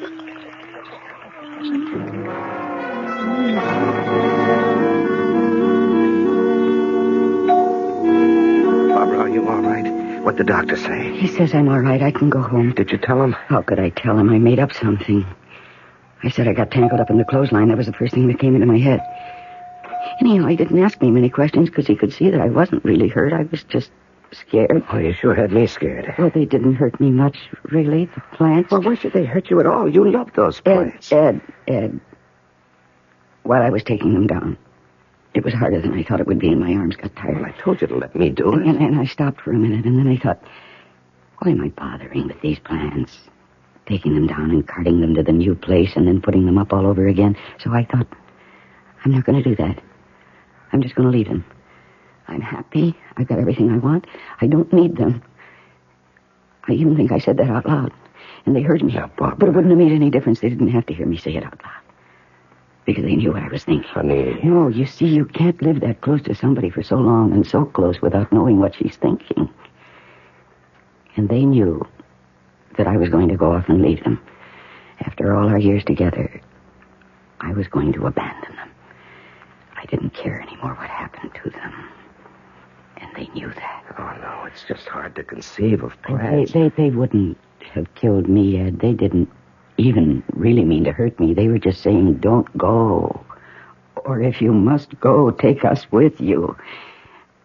You can see that, can't you? All I know is I came into the room and I saw you with the vines around your throat and you were saying, choking me, get the scissors. Well, I got those scissors so fast, they were right there on the windowsill, and I cut those vines so fast. Boy, you had me worried, baby. Oh, you must have fainted by then. Yeah, and I picked you up and put you in the car, and you came to before we got to the hospital. And here I am, and I'm all right. Yeah. Barbara, you don't suppose I hurt the plants, do you? I just slashed away. Well, I don't suppose you cut them down very carefully. Oh, heck no. Oh, they'll be all right. I'll trim them properly when we get back. You're not going to leave them there? You're going to take them to the new apartment? Yes. Yes, I am. I don't know what I was thinking of. How could I just go off and leave the things that I've loved and that have loved me? I can't walk out on them. I forgot that. And they were trying to remind me. Yeah, I guess you're right. But then you always are. Well, I'm right about this. Yeah. Well, let's go, huh? Yeah. Oh, poor Cleopatra. Why, poor Cleopatra? Well, I knocked her on the floor. You what? Yeah, when I was trying to cut you loose, I knocked Cleopatra on the floor, broke the pot and everything. You mean she's lying there? The pot is broken and she's lying there on the floor with no dirt? Yeah, I guess so. Oh, Ed, come on. Now, Barbara. No, hurry up. We've got to get there before she dies. Look, honey, please, let me do it. There she is. There's Cleopatra. Let me do it, honey. You just stay there. Let me Look pick out, her up. Ed. They're angry. Ed, they're coming for you. No, it's all right. Ed, please get out of the way. Stand back. Let me do it. You think they're going to let you do it? Of course they are. Of course they are. Aren't you, my darling? Aren't you? Ed, hand me that earthen pot, the one right there. No. Your roots haven't been out of the earth for very long, my love. Now, gently. No, I'm not hurting her. See, Michael? I'm being very gentle. I'm putting the good earth in the pot. See, Michael? Ed, get me some water, just a little. Honey, I don't like leaving you Don't here. be silly. I'll be perfectly all right. Okay, I'll be right back. Now, you see, Michael, I'm scooping up every last bit of the nice brown earth, and I'm sifting it through my fingers. See? See, Annabelle? See, all of you are very carefully with the beautiful, loose brown earth. Here you are. Now, we put a little water in. Not very much, because the earth wasn't very dry. There's some plant food on the windowsill. Yeah, I got it. Here you are. Now, we mix just a little of it into the soil. There we are, like that. And now, Cleopatra, my love, let me pick you up. I'll hold you for a second. And don't be frightened, my dear. No. And put your little roots into the dirt. Very gently, very carefully. And press the dirt down around them. And then we add the rest of the dirt, almost to the top. And we press it down. Not too hard, just enough to make you feel safe and secure. There we are. You see, Michael? Marianne? Annabelle, see? She's going to be all right. You think she really will be? Oh, yes. Yes, I'm going to set her here on the windowsill. And let the sun pour all over her. Well, shouldn't you start taking down the other plants? No, not yet. They've had an awful shock. Yeah, but, honey, the furniture movers at the other apartment, they must be going crazy wondering where we are. Well, you go. You take the car and go over there. What about you? Come back for me later. Okay. Like, in an hour? Well, make it a couple of hours. Okay, baby.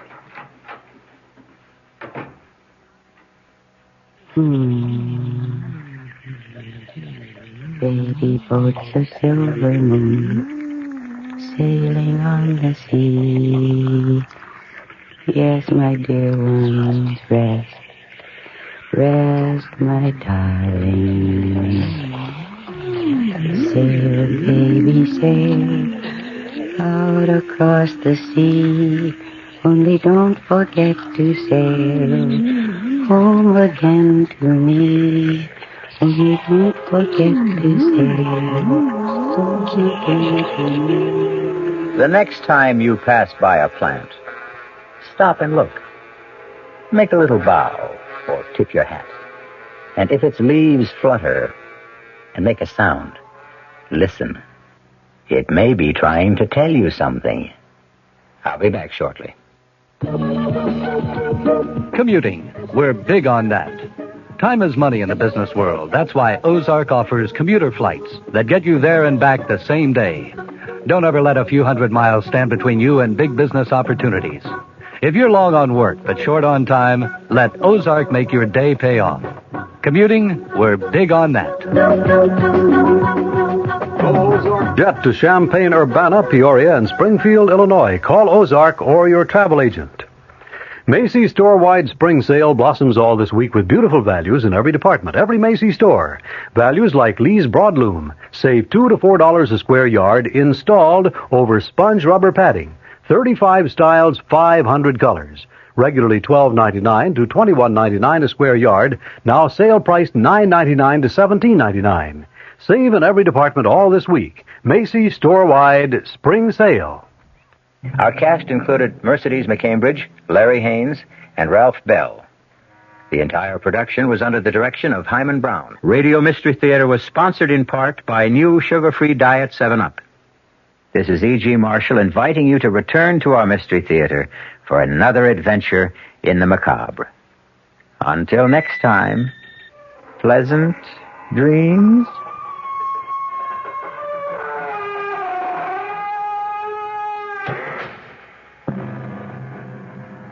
The WR Mystery Theater has been brought to you by ShopRite Supermarkets, where you get a lot more for a little less, and by Suburban Savings with offices throughout North Jersey. The preceding Mystery Theater program was furnished by the CBS Radio Network.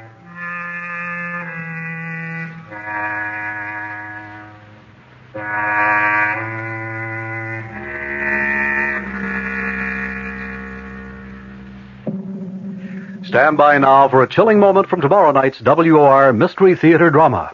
You belong to her now, Claude. You belong to Venus. What are you saying? You made a vow to the statue. I was only joking. We were all only joking. Perhaps. But she took it seriously. But it's only a statue. It's the statue that stood in the shrine of the Temple of Venus. It is the Venus herself. But what does she want? She wants you. I didn't mean it. You saw it was all in fun. She wants you, Claude. She wants to love you. And then, as she's done so many times in the past, she'll kill you. Tomorrow night's thriller is called Venus Deal.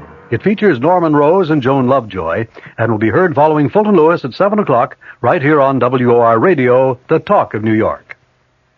Boy, if the old-timer, Horatio K. Boomer, and Wally Wimple could see me now. Fibber McGee, back on the radio right here from 79 Wistful Vista with a brand-new program where I'm going to bring back the great old radio shows from way back. Shows like Mr. Keene, Lum and Abner. Well, I guess I ought to get this place straightened up a bit, though. Where's that vacuum? Oh, I left it in the hall closet. Hello, look.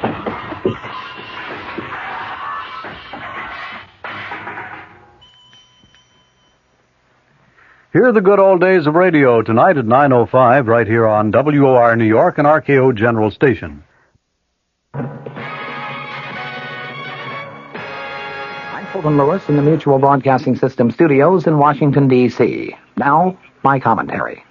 President Nixon goes before the television cameras and radio microphones tonight to explain to the nation why he will only partially comply with a House Judiciary subpoena for tape recordings of some 42 White House conversations. It is not known just how partial the president's compliance will be. Most bets are that he's going to deliver some of the tapes in their entirety. Others may be edited with discussions which the president feels are not germane to the House committee's impeachment inquiry excluded. In some other cases, Chairman Peter Rodino's panel may just get written transcripts of the tapes, not the tapes themselves. Knowing that would not satisfy the Judiciary Committee, Chairman Rodino has said that he will be satisfied with nothing short of complete compliance with the subpoena. President Nixon tonight is likely to strike out at some happy middle ground, or a middle ground that he thinks would be happy, selecting perhaps some mutually acceptable third party who would vouch for the authenticity of the transcripts and who would ensure that any areas which are edited out are in fact non-germane. Again, though, that is not likely to satisfy the Judiciary Committee, which has insisted all the way along on getting only the original materials. The president, of course, has until 10 a.m. tomorrow to formally comply with the subpoena.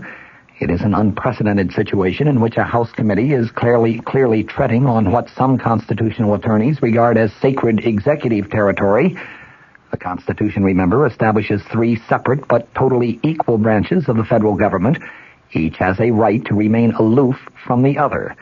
The president, in other words, if he so chose, could probably duck behind the so-called executive privilege in refusing to even partially comply with a House committee subpoena. It would be a contest that would eventually wind up in the federal courts, no doubt the Supreme Court.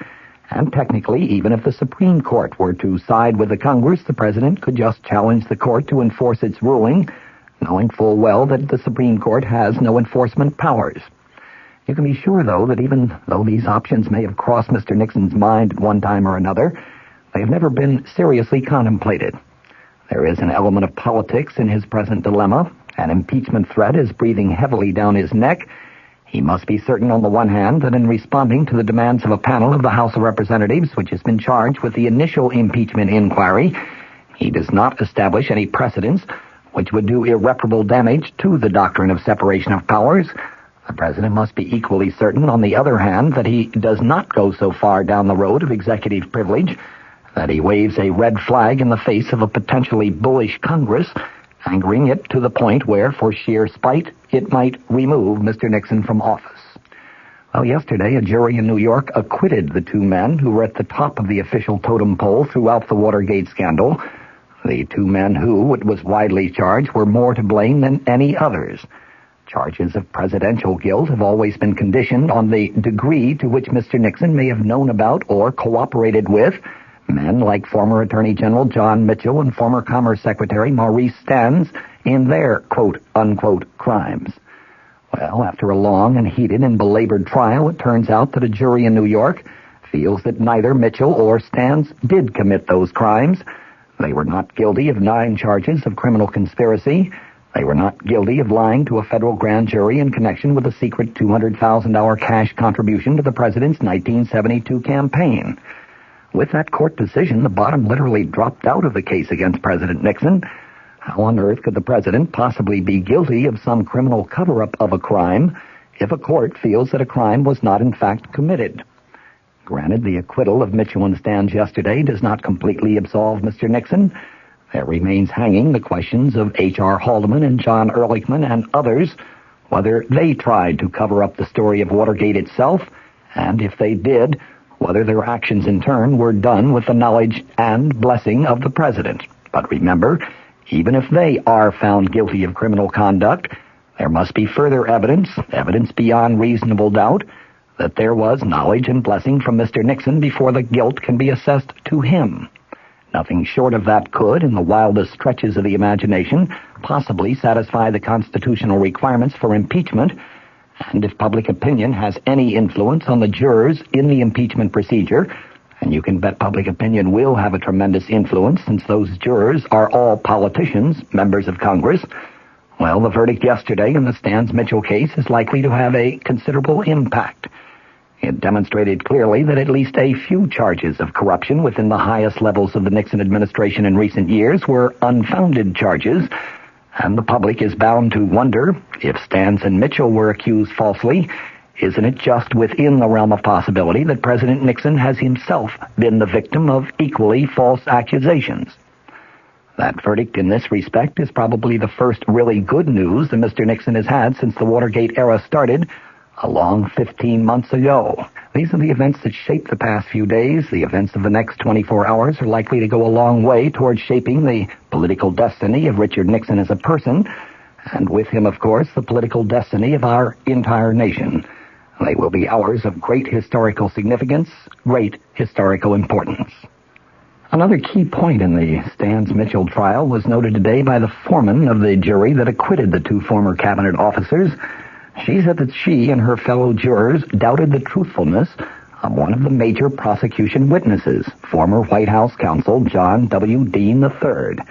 Dean's credibility came in doubt, she said, when he admitted that he had pleaded guilty to a charge of obstruction of justice in the Watergate scandal, pleaded guilty in hopes of drawing a lighter sentence.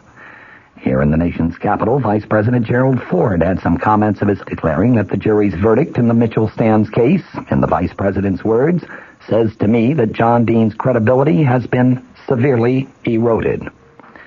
It is John Dean, of course, who was the key witness against President Nixon. Indeed, when you get right down to it, he was the only witness who actually tried to implicate the president in any criminal wrongdoing at the Senate Watergate hearings.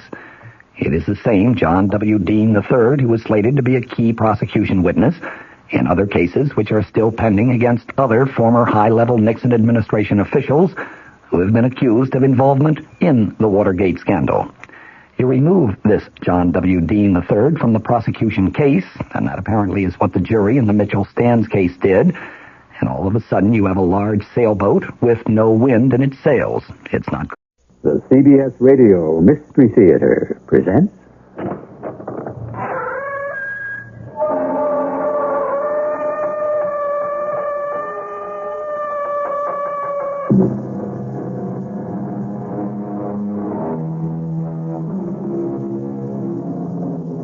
Come in. Welcome. I'm E.G. Marshall. Of all the 7 deadly sins, it seems to me that the one most of us are most prone to is greed. A large portion of mankind can live and die without being seriously concerned with gluttony, lust, pride, or laziness. Fewer of us, sadly too few, I suppose, can escape anger and envy. But the 7th and last. Put enough temptation in a man's way, and this is the sort of thing that's liable to happen. You want it laid out, Kurt? You're either in or out. But either way, all the way. Dead or alive, Kurt? Money is that important to you both? This is... Oh, I hope we know what we are doing.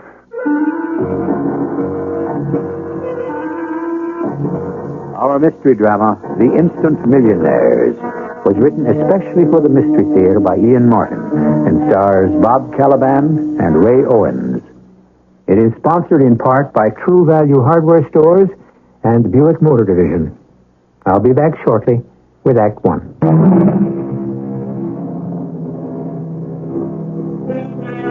We live in a society today that is shaped and controlled by the money motive. So it's not too surprising that the most deep-rooted of American dreams is to become a millionaire. Our fathers had exactly the same dream, you say? Not quite. They expected to work for it.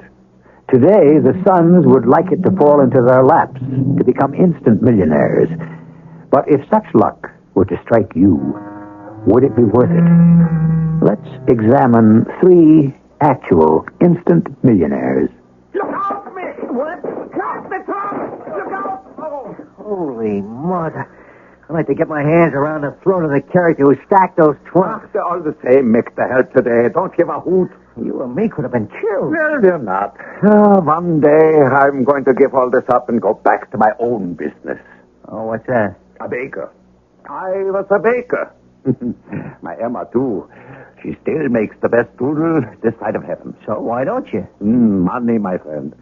It takes a lot of money to start even a small business. Yeah, you're telling me. But what happened to you in the last one? That was in 1941. You owned a business then? No. I worked for Emma's father in Vienna. I was very young. And I still smell the bread and the rolls of the early morning. Why'd you quit? There was a war, my friend. And the yellow band I wore about my arm. And some years in the camps and too many others locked behind the Berlin Wall until I got to the States at last. I don't like to remember. So, I am lucky to have a job here as a loader at Martin's warehouse. And I should not complain. After we almost got our necks broke by this pile of crummy old trunks left here in storage that nobody wants? I'm still glad for this job. It is good for a man to work. Yeah, you sound like my father. Me, I'd take the easy life if there was any way to grab it. The trouble with the easy life is, in order to have it, you must work like the devil first. I don't know. You know some other way? Yeah. How? It ain't your speed. I don't know. Why don't you try me? I don't try you. I gotta try the wheel or the little spotted mice. The what? Roulette. Dice. You see, I got them both figured. It's like a matter of mathematics. You couldn't lose. You're talking about gambling. The way I play it, buddy, it's a sure thing. So what are you doing? Hauling furniture, appliances, old trunks, whatever people put in storage, just like me? Well, what are you doing it for? Well, so someday I can open my own business. Figure you'll ever make it? I don't know. Sometimes I wonder. But I have some good years left still.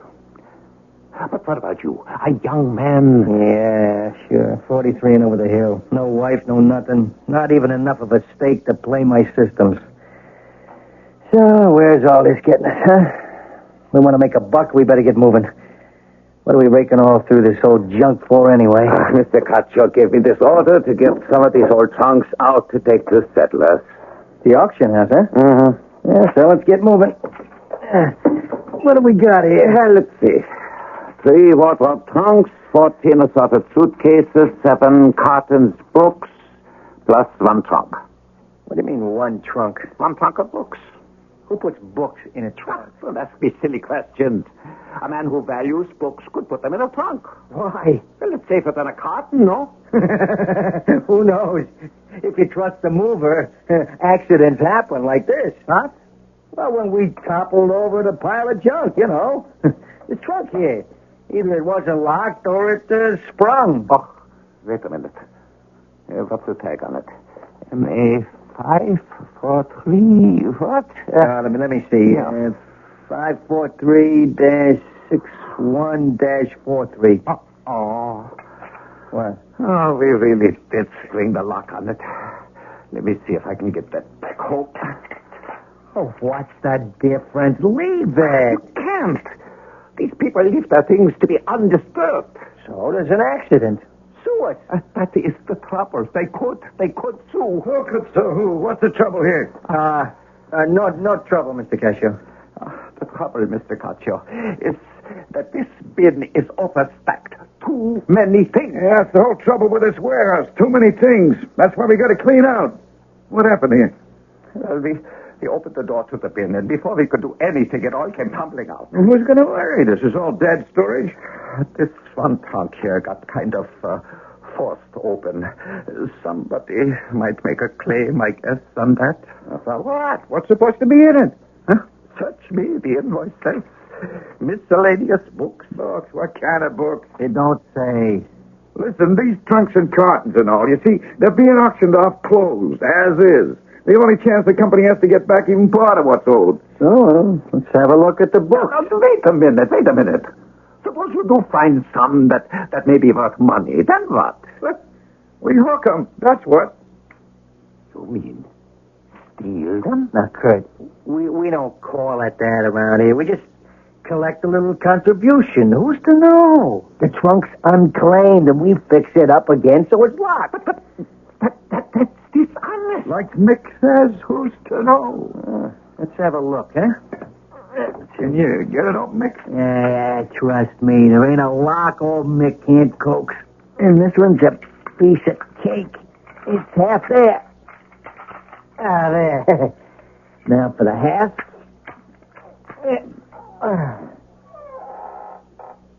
Yeah, it's books, all right. Dictionary of the English Language. Abraham Lincoln Carl Sample. That's junk. Webster's biographical. We're wasting our time. Yeah, but they ain't worth anything. Come on, let's put them back in it. What is it, good? Hey, what'd you find in there? A girly magazine? Holy say, Hey, what is it? What's the matter with you? Madre de Dio. It's money. In stacks. Let's get the rest out of the way. Oh, hold on a minute. What? Let me close the outside door. Oh. We keep this to ourselves. Let's find out what this is. No, wait a minute, boys. All right, good. All right, shut up and stay shut up. What do you got, Mick? Stacks of it. $20 bills. The whole bottom third of the trunk. Let's get it out and start counting.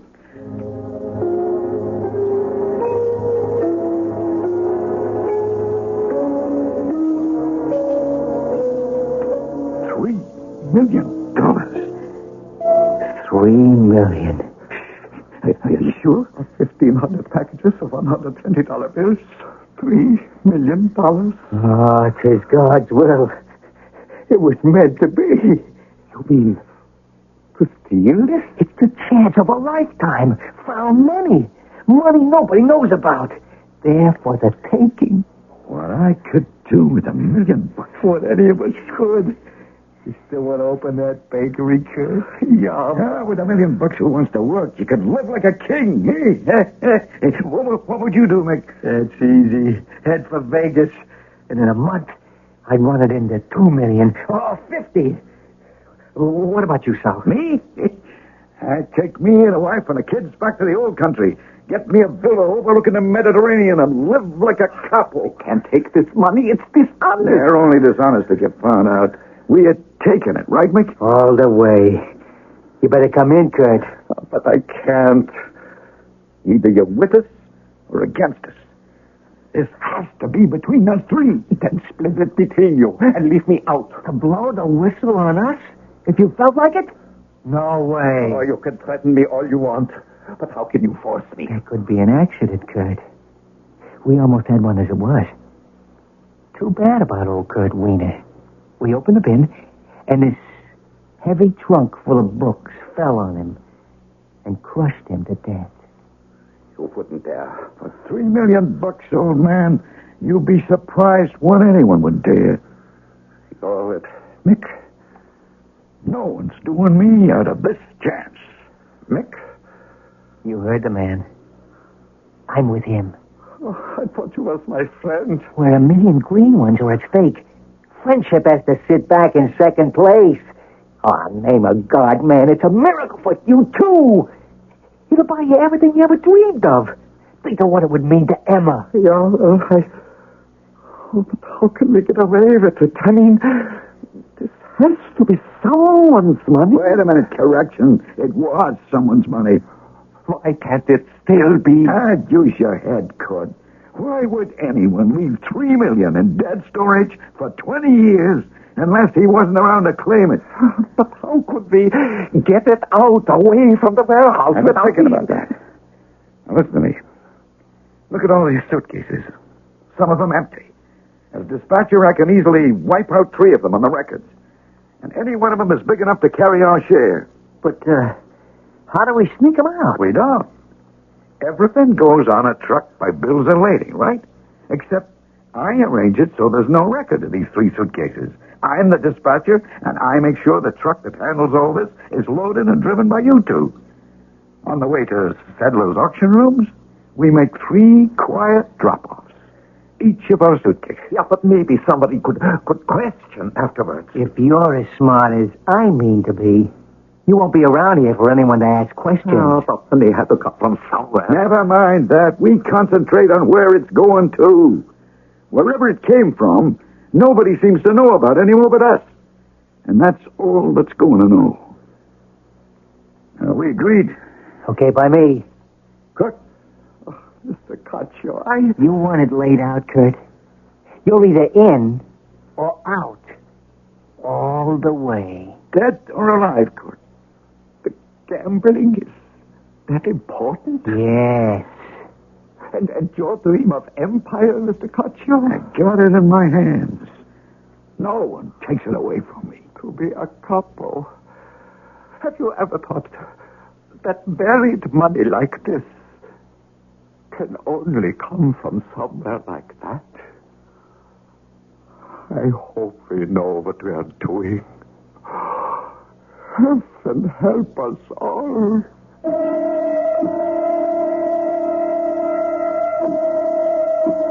3 instant millionaires. In cash. No complications. Except, where did it come from? This money buried for 20 years in dead storage.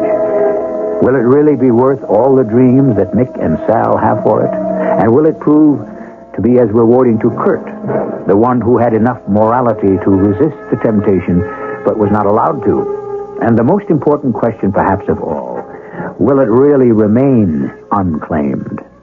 I shall return with Act 2.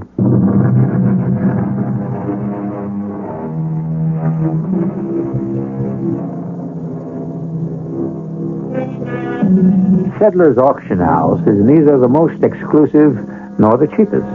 What it is, undoubtedly, is the biggest and the most constantly in operation. Its clientele runs the gamut from the hoi polloi to the highest.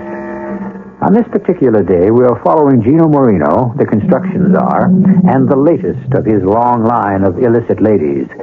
They're inspecting the merchandise to be sold the following day in order to furnish the love nest that Miss Francie Free, sometime showgirl, will not only occupy, but adorn. Hey, Gino, come see what I found. What, Francie? An air A what? Oh, it's got to be Louis XVI or 14th or something. Oh, it's just darling. Okay. Now can we get out of here? Well, why can't we just come back tomorrow and bid on whatever takes your notion, huh? No, we got to scout him out first and see if it's worth it. Oh, who cares? If you don't like it, dump it. It's only money. Besides, my feet are... What's the matter, honey? I can't believe it. Oh, now don't tell me you're getting hooked on auction. All right, button up, Fran. What? You heard me. I just found something I'm going to bid on myself. What? You don't have to know everything. Here, give me that paper. Let me see the list, huh? Yeah. Yeah, I could figure it. Yeah. Okay. You and me are going to be here first thing in the morning. But my cashier's list number 843. It won't be going. Who cares about you at the whatchamacallit? I want to be here for number 7 on the list. No trunk. Is that what it says with books? Come on. I gotta talk to Hyman.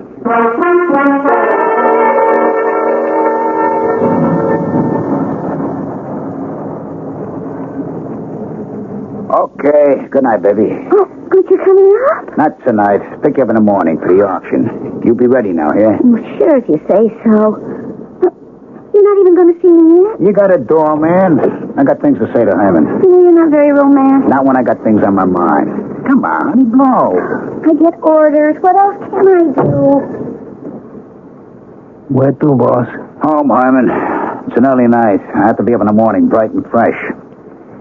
You can't imagine how important it could be. All right, let's move.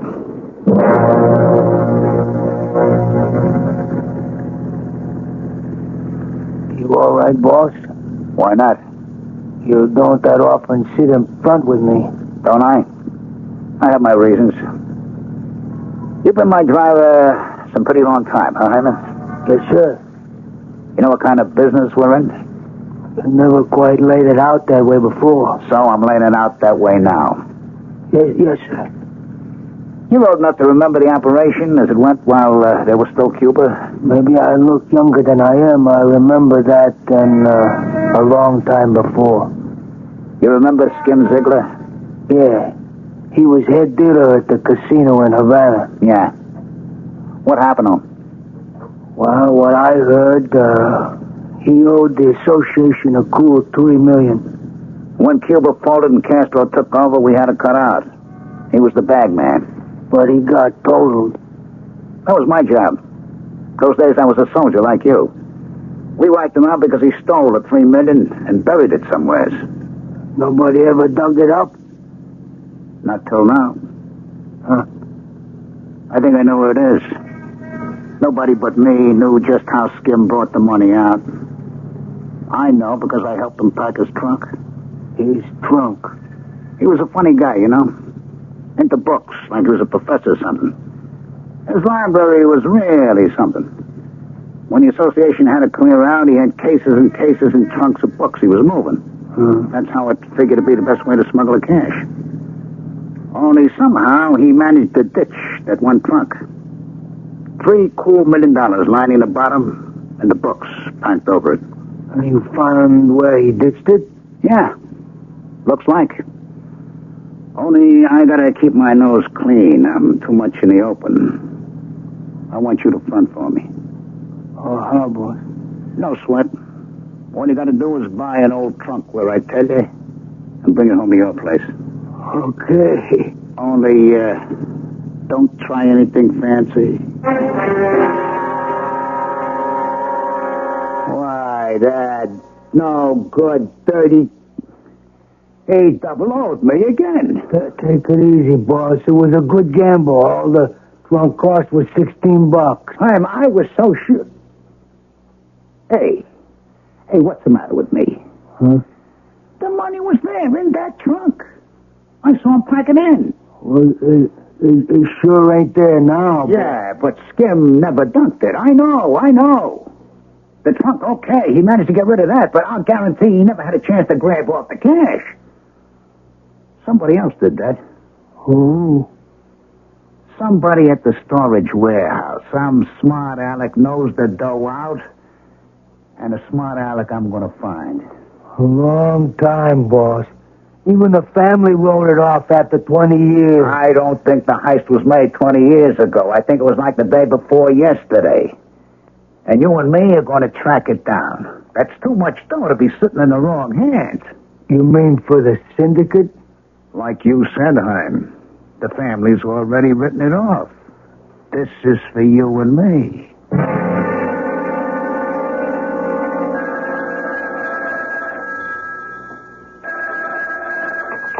Yeah? Hi, Chief. I'm here. Where? Coin booth. Okay to talk? Yeah. I think you pegged it. Here's what I've been able to dig up. About 10 days ago, right before the auction, 3 guys at Marden's warehouse suddenly up and quit. You tied them to the trunk? Well, put it this way.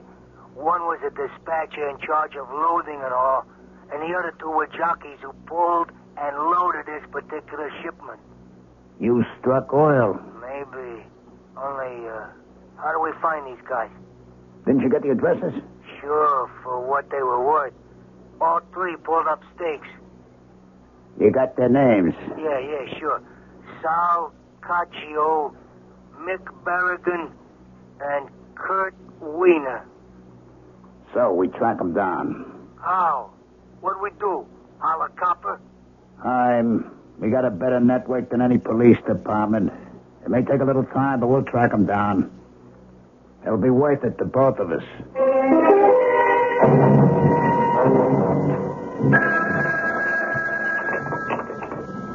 Hello?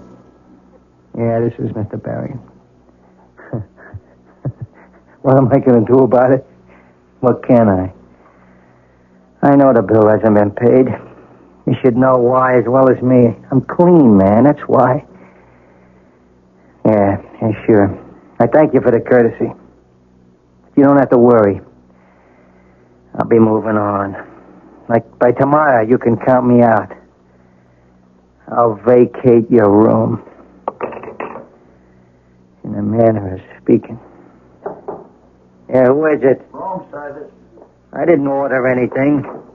Hey, what is this? Don't ask the questions. Close the door, Jaime. Oh, right. Your name, Mick Berrigan? Yeah? Up until 6 months ago, you worked for Martin's warehouse? Yeah, who wants to know? Let me ask you a question. There was a truck in the warehouse. I'll give you the number. 543-6143. Right. You know it, huh? I know it. You know what was in it? Books. I'm talking beside books. Well, you're here. I guess you could figure I know what else. Like $3 million? My big stake. The answer to a prayer. You took the money, huh? My share. $1 million. I figured to build it to twice, 3 times. Who knows? But you did get the money. You have it? I have what's left of my investment in the foolproof Berrigan system to beat the odds. 0. 0 and double 0. Busted. You mean you blew a whole $1 million in 6 months? It ain't easy. But it also ain't hard. All right, where's the rest of it? What rest of it? I blew it all. The way I heard it, you never had it all. Just $1 million. Oh, that? Well, the other 2 had their cut. Sal Caccio and Kurt Wiener? Yeah. Where are they now? Who knows? Sal just wanted to go back to Sicily and be godfather. And Kurt? That's crazy. A baker. He wanted to be a baker. He didn't want any part of the split. We had to drag him along. What do you want out of it? The money. Then see the others. I'm clean. There are ways of testing that. Get out. Give me back my gun and I'll save you the trouble. What does that mean? I thought I had it tapped. I didn't. I got nowhere to go from here but out. That could save us a lot of trouble. Yeah, boss. Leave his gun on the desk. Yeah, sure, Chief. You, wouldn't have the addresses for Sal and Kurt, would you? No, and if I had, you wouldn't get them from me. You clean your dirty linen. Leave me to wash out mine, huh? I'll do that, Mick, if you carry through. If not, we'll take care of it for you. What now, Chief? $1 million down, 2 to go. I'll settle for that. You? Oh, sure, but what about this character? He blew it. And he gets away with it? About the only thing anyone gets away with is death.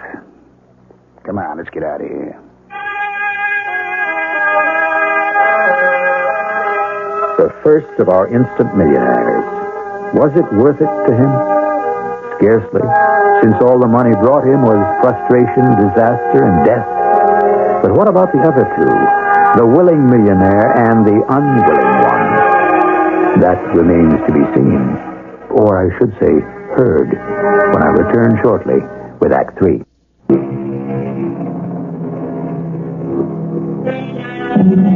One of the most frequent misquotes in life is, money is the root of all evil. That wasn't what Timothy said at all.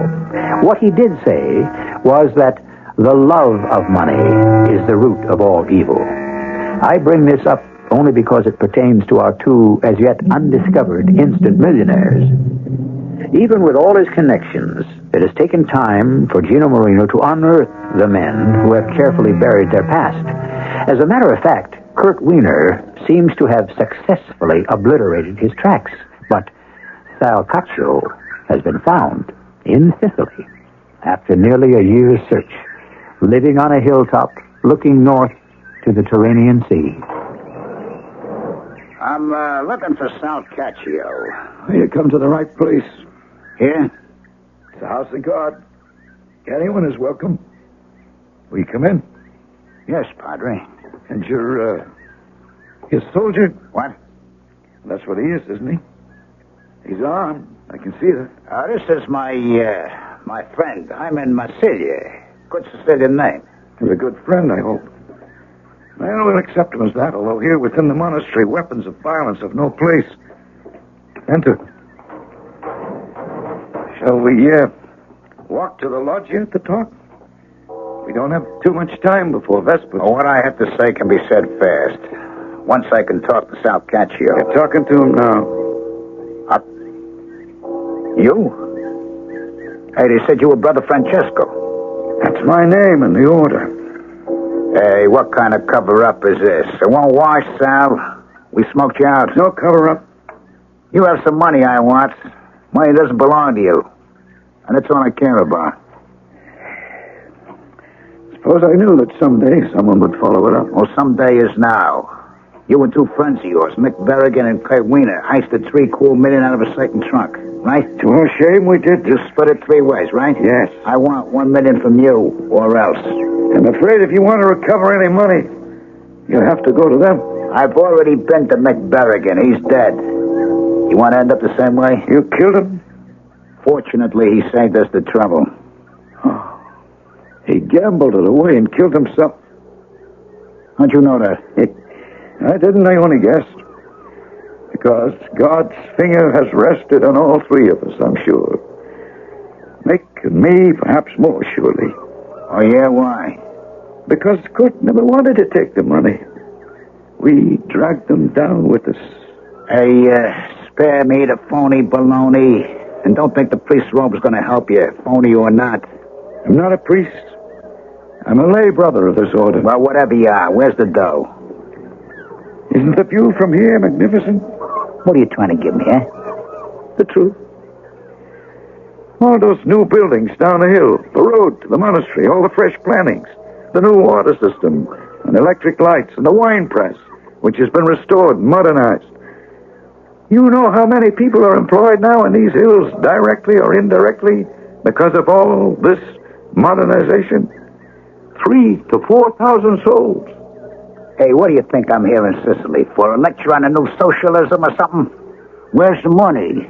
There. Where I showed you. You mean you used the money for all this improvement?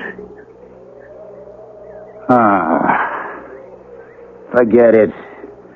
Nobody who steals $1 million blows it on somebody else. Why? Why would you do all this? Just to find a place to hide, eh? No. When I took the money, it was for every selfish reason you could imagine. I wanted to come here and be the patron. Another Il Duce. But I made one mistake. Yeah, what mistake? I sent the family on ahead. All on the same plane. I thought I was protecting them, but instead I sent them to their deaths. No, that isn't right. God took them to punish me for what I had done. What are you talking about? Oh, my loved ones, my wife, my mother. They were all lost in that plane crash. And you know why I stayed behind? Because just for a few weeks, I wanted to live it up. Women, booze, the works. Money no object. I was out of touch with the whole world until I got back here. And when they told me what had happened, there wasn't any world for me to get back in touch with. Except this. The peace of atonement. Atonement? The money. I gave it to the church, and they took me in as a part of their family. You gave this flea-bitten, two-bit little monastery $1 million? I don't believe it. It's true. You'll never sell me that. All right, Hyman, wake him up. I couldn't do that to a priest. There's no priest. That's true. What are you doing with a robe and all? Mainly because it's all I got to wear. This robe and one other. A bowl, a mug, and a spoon. That's all I own. And I count them worth every penny of the $1 million they cost. Because they brought me the only peace I could hope for. This side of death. But if you want to buy me death, I welcome you. I got nothing left to live for.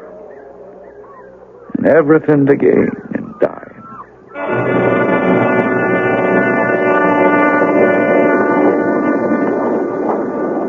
You think Casio gave us the old 00, Chief? If I did, we wouldn't be on his plane. You really think he gave away all that dough? I really do. Well, 2 down and 1 to go. Too bad the priest, or whatever you call him, couldn't give us a lead to the 3rd crumb. Crumb? Hey, you know something, Hyman? You give me a notion. I did? What? Yes, sir. A crumb of information. Kurt Wiener. The man who wanted to be a baker? Maybe, just maybe, that's the way I can trace him.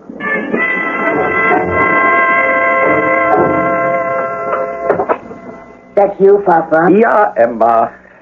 Anything in the mail? Oh, yeah, the Welcome Inn have paid their bill at last. Well, that is a good worry off our heads. $800 is a lot of bread and cookies. But thank the good God, we never have to worry. There is always the other. No, that other money, that is not for us. It started us in the bakery business and kept us going until we got established. Yeah, but now, as we get more successful, we must pay back every penny. For what, Kurt? Nobody owns all that.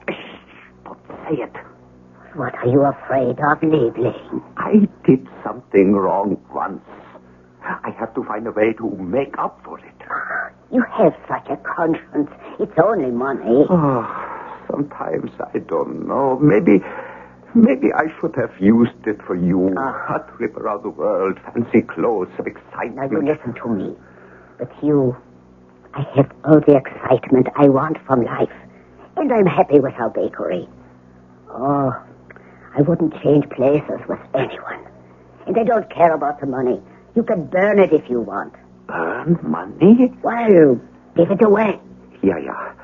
I think that is what we must do.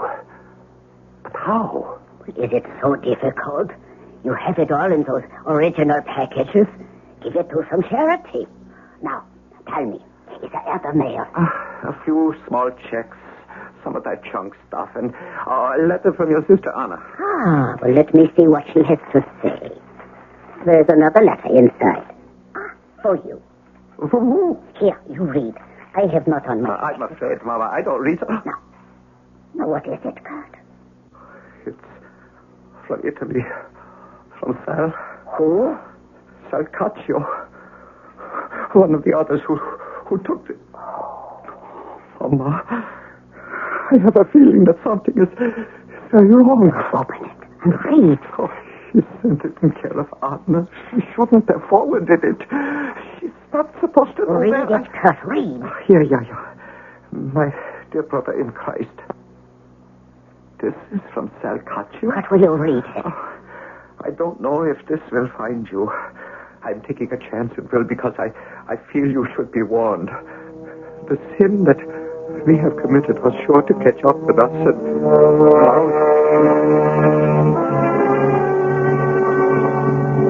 You should know that this is an evil man. He is desperate to recover what is left. I am afraid for you, my friend. I pray for you. You are not to let it worry you, Kurt. Oh, I worry less for me than for you. Neither of us will worry. If this man comes, we will give him the money. It's as simple as that. And that will be the end of it. And we can live in peace. I will never give the money to a crook. That's one thing I make sure of.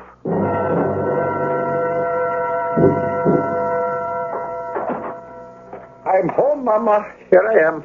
Goodness sake, you have been working late for a whole week. Special order. All finished now, though.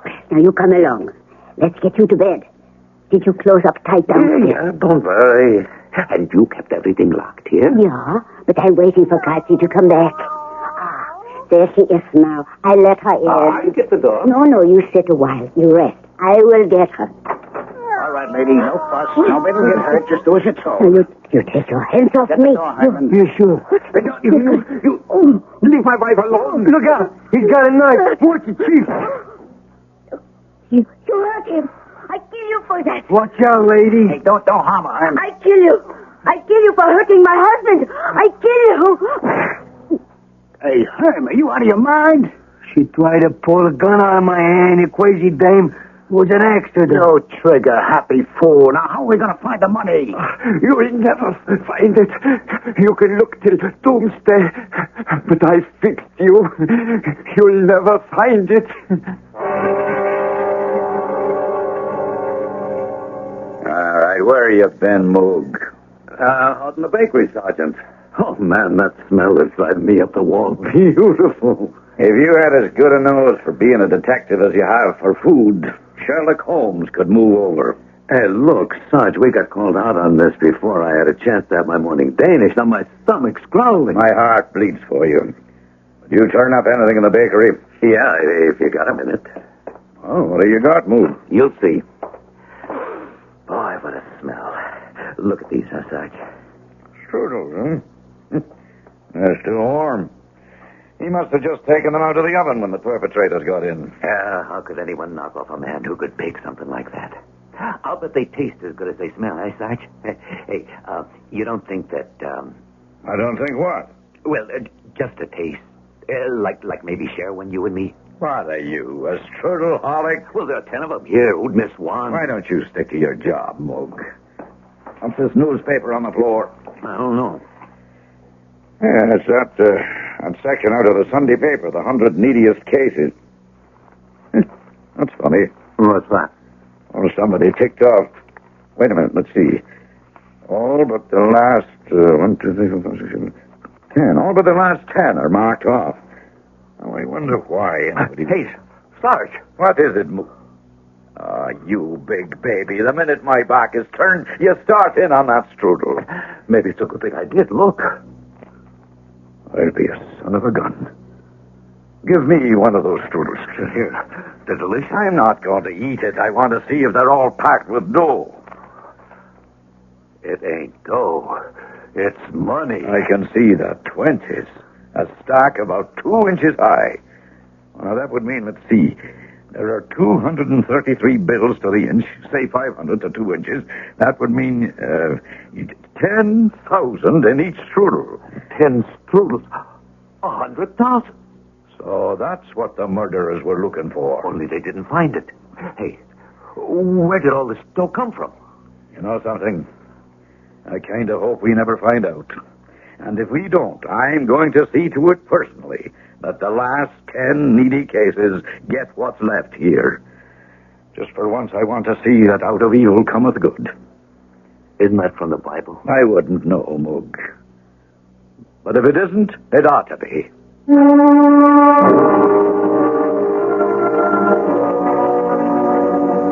Of course, the source of the money was never found, and those who had already received it were too grateful for the gift to question it. I can't find the exact quote Moog Mujaluski was thinking of, but perhaps he meant a line from St. Paul. Be not overcome of evil, but overcome evil with good.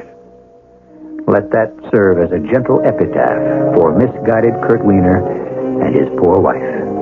I'll be back shortly. I would feel a little uncomfortable leaving this story if Gino Marino and his hatchet man got away scot-free. On that subject, a quote from Romans 6:23. The wages of sin is death. and a report from a newspaper account. The miraculous part is that on today's plane crash, all 193 aboard were saved. Only 2 passengers met their deaths. They have been identified as Herman Marsiglia and Gino Marino, both of Miami Beach, Florida. Our cast included Bob Caliban, Ray Owens, Ian Martin, Evie Juster, and Ralph Bell. The entire production was under the direction of Hyman Brown. And now, a preview of our next tale.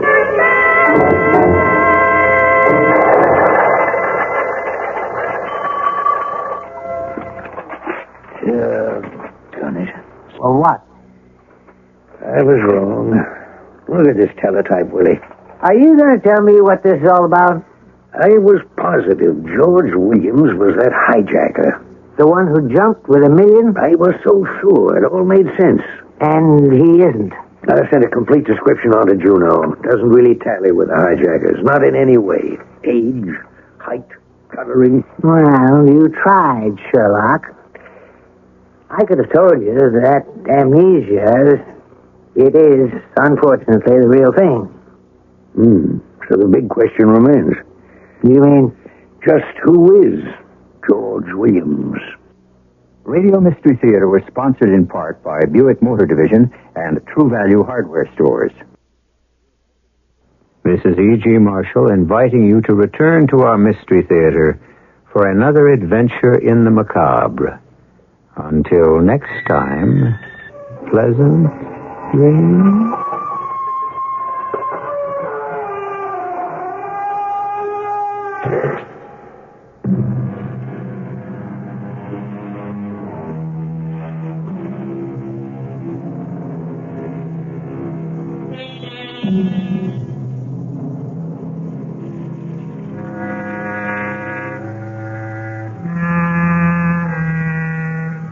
We are drastically altered. And 2 people become lost in... Well, you'll hear. It'll all come out as we go along. Norma and Hal, he's Harold Glenford III, have inherited an ancient brownstone on New York's East 58th Street. Hal hasn't seen the house or the uncle who left it to him since he was a little boy. He doesn't know what to expect any more than Norma does, as they inspect the old house now for the first time since it became their own. Yeah, you need a machete to get through these cobwebs. Well, nobody's lived here in 10 or 15 years, you said. But it's going to be beautiful. A little belt tightening, maybe, but we can make it. I don't advise tightening your belt. No kidding, Norma. The baby's due in April. You're going to have to stop working pretty soon. It's not going to be easy on my salary alone. Oh, nobody said it was going to be easy. And there are the ghosts, of course. Cut it out. Well, now, according to Uncle George, that's the reason nobody's been living here. The ghosts drove Uncle George himself out. That's what he said. And he couldn't keep the place rented, so he just gave up. Okay. A house like this needs a ghost.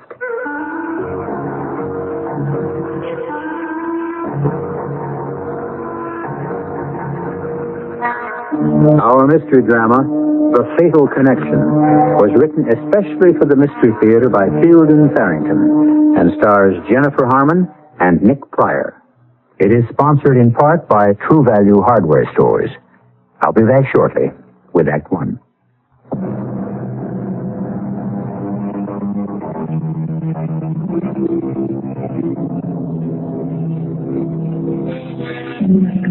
Many scientists and philosophers see time as a road along which we pass, or a river along which we drift, the future waiting for us just around the bend ahead, the past obscured but not obliterated by the turn we just made.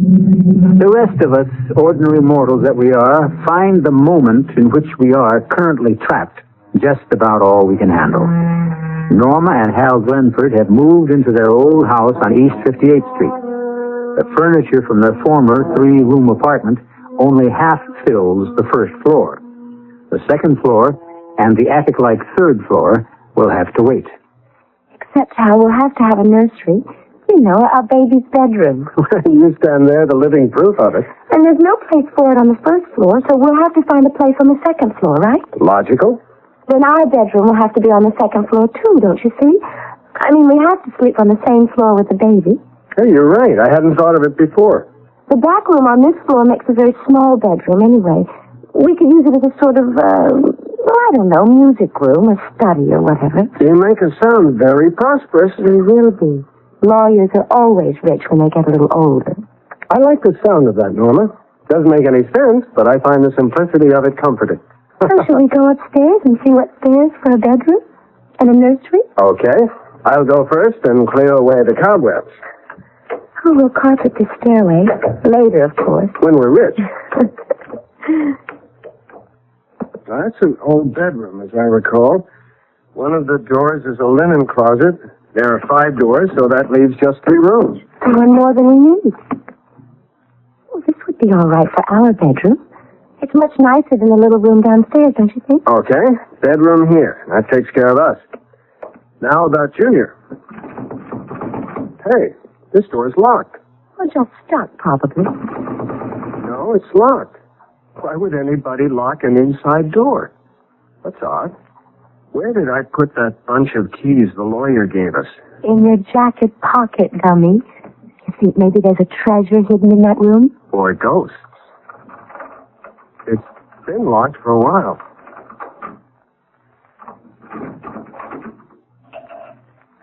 It's all furnished. Son of a gun. Right out of the 19th century. It looks like what used to be an upstairs sitting room or something of the kind. Oh, Hal, just look at that secretary.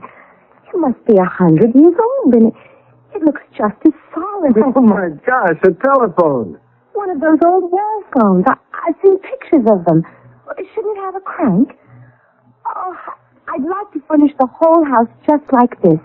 You know, everything to match the house itself. I wouldn't change a thing in here. Well, I could live without the cobwebs and the dust. Well, I'll speak to the upstairs maid about it. Good help is so hard to come by lately, my dear. Have you noticed? Oh, I have indeed. It's the times, I'm afraid. Everything seems to be going to pot. What? Darling, would you believe it? The butcher today wanted 18 cents a pound for steak. Just plain old beef steak. 18 cents a pound. Well, they might as well eat at Delmonico's if it costs that kind of money to cook at home. Oh, let's, shall we? This evening? Well, why not? I'll order a hat. Excuse me, my dear. Operator, I'd like a hansom cab sent to 621 East 58th Street at once. At once, understand? We'll be going to Delmonico's. Let's go back downstairs where the 20th century is and see if there are any hot dogs in the refrigerator. Actually, though, I guess 18 cents was hard to come by in those days, as $2 is today. Not for old Grandpa Glenford, it wasn't. Great-grandpa, that would be. He was filthy rich. Was he the one who built this house? No, I don't know that he built it. He was the first Glenford to own it. Whatever happened to all that money? Gave it away. Gave it away? That's what my father told me. Maybe it was just a figure of speech. You know what we ought to have? We ought to have a bottle of champagne to break over the bow of the house, or the stern, or whatever they break it. If houses had them. Well, now, if you look in the refrigerator, just to the right of the meat drawer, you'll find a quart of excellent domestic champagne cooling. To be taken internally, though, not broken over anything. Oh, what a doll you are. Shall we have it now? Well, I thought after dinner, but if you'd rather... What was that?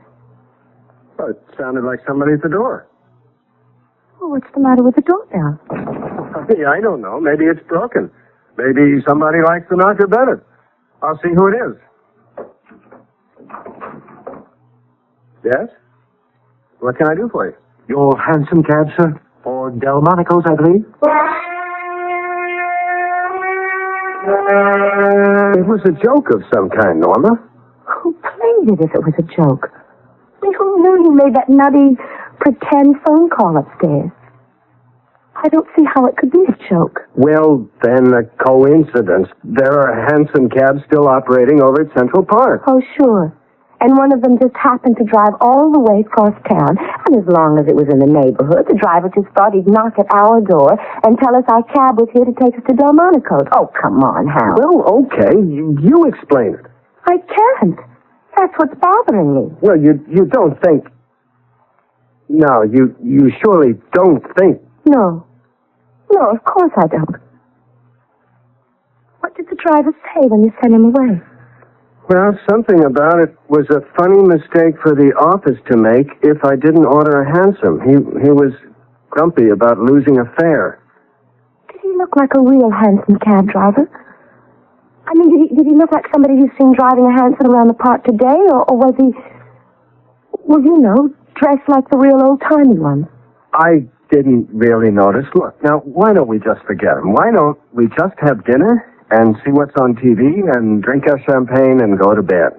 I've got to go to work in the morning, even if I do live in a mansion. Especially since I do.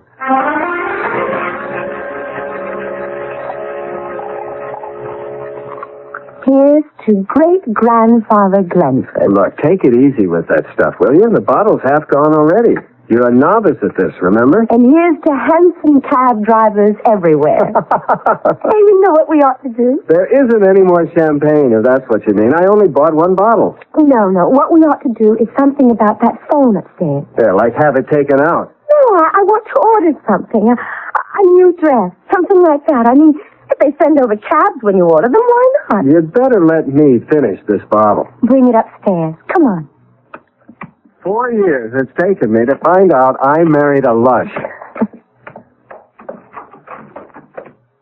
There it is. Our fairy godmother compliments of the telephone company. You want to go first? No, you go ahead. I'm just along for the ride. What shall I ask for? No, look, don't fool around with one dress. Ask for a whole new wardrobe. As long as you're going to be a kook, you might as well be kooky in the grand manner. You're a genius. Hello? I want a whole new wardrobe. Oh, no, 2 wardrobes. One for myself and one for my husband. Everything in the latest style and everything must fit perfectly. Oh, and have everything finished and delivered by the time I get home from work tomorrow afternoon. That's, I guess, it for now. You want to order something, Hal? Well, sure. Why not? Here, give me that. Hello. I want the house completely redecorated. Completely. Restored, I should say, exactly as it was when the place was new. And I don't mean just when you get around to it. I want that finished by tomorrow afternoon also. By the end of the working day. Thank you. Beautiful. Let's finish this bubble water and get to bed. Hey, what do you bet you have a headache in the morning?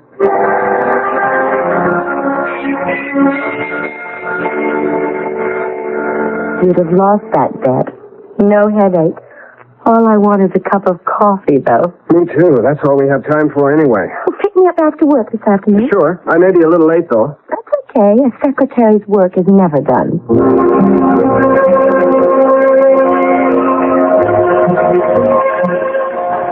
So, after I spend the better part of 3 weeks working on this brief, and it's brilliant if I do say so myself, who do you think is going to take it into court?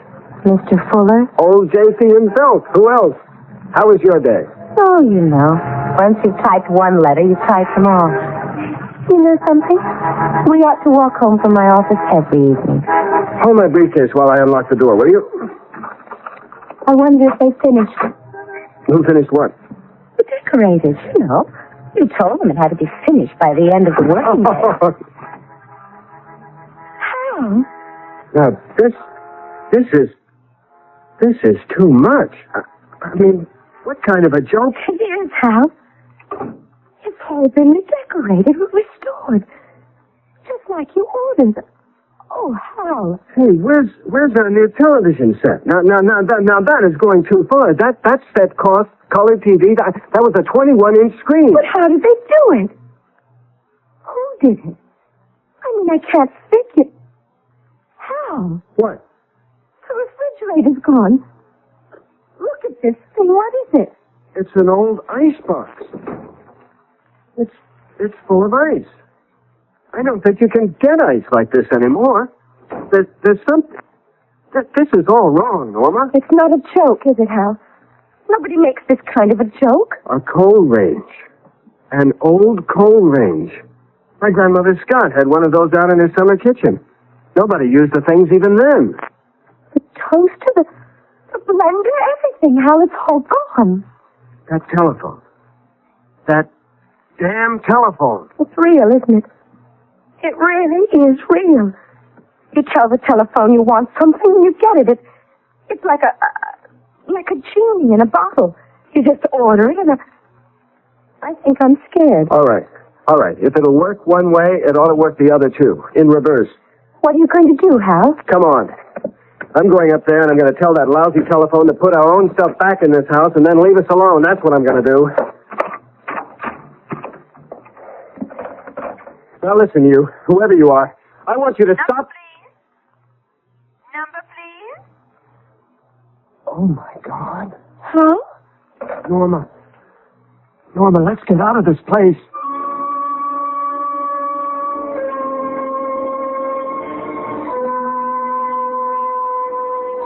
A telephone, redecorate and completely restore a 19th century house, and all in the course of an 8-hour day? It seems impossible, doesn't it? And yet there it is. And somebody did it. For something. We'll look into it further when I return shortly with Act 2. Time. One of the many things we still don't understand about our universe. Now here, in an old house on New York's East Side, Hal and Norma Glenford have found an antiquated telephone that seems to constitute some kind of flaw in what we consider the natural passage of time. At least in the incredibly short objective space of 8 hours, the house has somehow become its original 19th century self. The past, if Hal and Norma can believe what they see and hear, has been trapped within its walls. The eeriness of it has sent the two of them frightened out onto 58th Street. It's so quiet out here. And so dark. I don't remember it being this dark before. Well, we haven't been around this neighborhood much at night. I guess east of First Avenue, the city just doesn't waste money on bright lights. Let's walk up that way, Hal. Right now, I don't want to go back into the house. Okay. Up toward 3rd Avenue or Lex? You know, I don't think I ever heard New York this quiet before. East side, west side, day or night. It's like a tune. Hal? Hal, do you hear it? I don't hear anything, just... Now do you hear it? Well, yeah, I hear something like a... It's like a... It sounds to me like an L train. A few blocks away, like the 3rd Avenue L. Which was torn down. When? 15 years ago. Oh, listen to it. Hey, this I've got to see. But how if it's the old 3rd Avenue L, then that means that everything... No, everywhere... listen, we don't know what it means. Some nostalgia freak with a recording, probably. Something like that. Come on, let's go see. Now, if that isn't an L stopping, I've never heard an L stopping. You haven't in a long time. But I've heard plenty of them when I was a kid. Wait a minute, Norma. What do you hear now? A horse. Don't tell me that's not a horse. That sure sounds like one. Mounted cop, most likely, or maybe that same nostalgia buff. If that's a recording, then it's some recording. I've never heard a record. Now, wait a minute. Wait. That horse is no recording. It's either a mounted policeman or... There's your nostalgia buff. All 4 hoofs. Well, some companies must still use horses. You know, late at night. It's not that late. Anyway, look what's in the wagon. I see them. Those big milk cans. They used to... Well, look, I don't know. Maybe they still use them. I'm scared. Well, it's spooky, I admit that. So still and no traffic except that horse and wagon? Well, look, Norma, there's got to be a logical explanation. I mean, If there's not, what's happened? Have we lost our minds? Oh, no. Well, no, Norma, don't get upset. No, Hal, that's not what I mean. Look up there. Up where? At the light. The street light in the corner. It looks like a... It's a gas light, that's what it is. I think maybe we ought to get back to the house and see if we can't get organized. It's back there, too. Okay, but if everything's gone back to the 19th century or something, let's at least go back and face it in our own home. If we still have a home.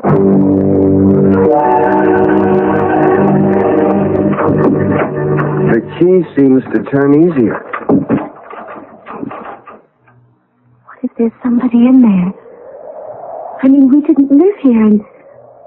What year do you think it is, Hal? It's... Oh, Lord, I'm so mixed up. How can it be anything but 1974? That's what it is. Or was, or will be. Now, we've got to stop this foolishness. The first thing we need is some dinner. Maybe with some good, solid food inside us, we can take a more reasonable view of this mess. I don't know how to cook on a coal range. I don't even know how to make it burn, do you? Well, we were lucky there was some stuff in the icebox already cooked. I wonder who cooked it. Maybe my grandmother. What do you suppose happened to them? Your great-grandmother and grandfather. Are they supposed to be living here? Are they going to come walking in and... Listen, what's that?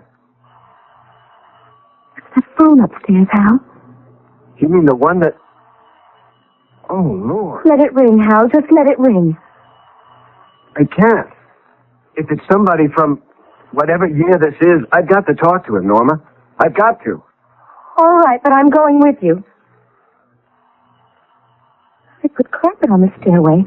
Or had it on the stairway, whichever. Hurry up, will you? I don't want whoever it is to hang up before we get there. It's actually a new house now, isn't it? You don't see the signs of age anymore. It doesn't look like 1,000 coats of paint on everything. Hello? This is Bill, Harold. Where have you been all day? Well... I practically camped outside your office all afternoon, and you never did show up. Who did you say this is? Are you all right, Harold? It's Bill Hoyt, your partner. Oh, yes. Yes, of course. I was wool gathering. I guess you were. Listen, I've got to talk to you bright and early tomorrow morning. You're in a jam, Harold. A jam? Well, can't you tell me about it now? You'd better get in here tomorrow for your own good. It's nothing to do with me, but for your own good. Oh, well, if it's that important... It is. It's to you, Harold, not to me. To you. All right. Thanks for calling, Bill. What was that about a jam? He didn't say. But you want to know something weird? He thought he was talking to my great-grandfather. That man called me Harold, and that was his name. I can't remember anybody ever calling me Harold my whole life. He thought he was talking to my great-grandfather. I can't see. How did they read by these silly gas lights anyway? There's an oil lamp right there on the desk. I think they used oil lamps to read by at night. The gas fixtures are all up on the wall. Well, do you know how to light one of these things amid the lamps? Well, just take the chimney off, or the glass thing. Then you hold a match to the wick like a candle. Because if this is my great-grandfather's desk, I mean, the way he left it only yesterday, I want to know what's in it. Is this what you mean by the wick? Yes. Do you think we'll ever get back, Hal? I don't know if I could stand it stuck here forever. There's no way of knowing, Norma. Everything's written in longhand. This looks like a deed of some kind. Most likely for the house. No. My gosh. What? This is a deed to an office building on 5th Avenue. Way downtown, but that's where the action was in those days. These days.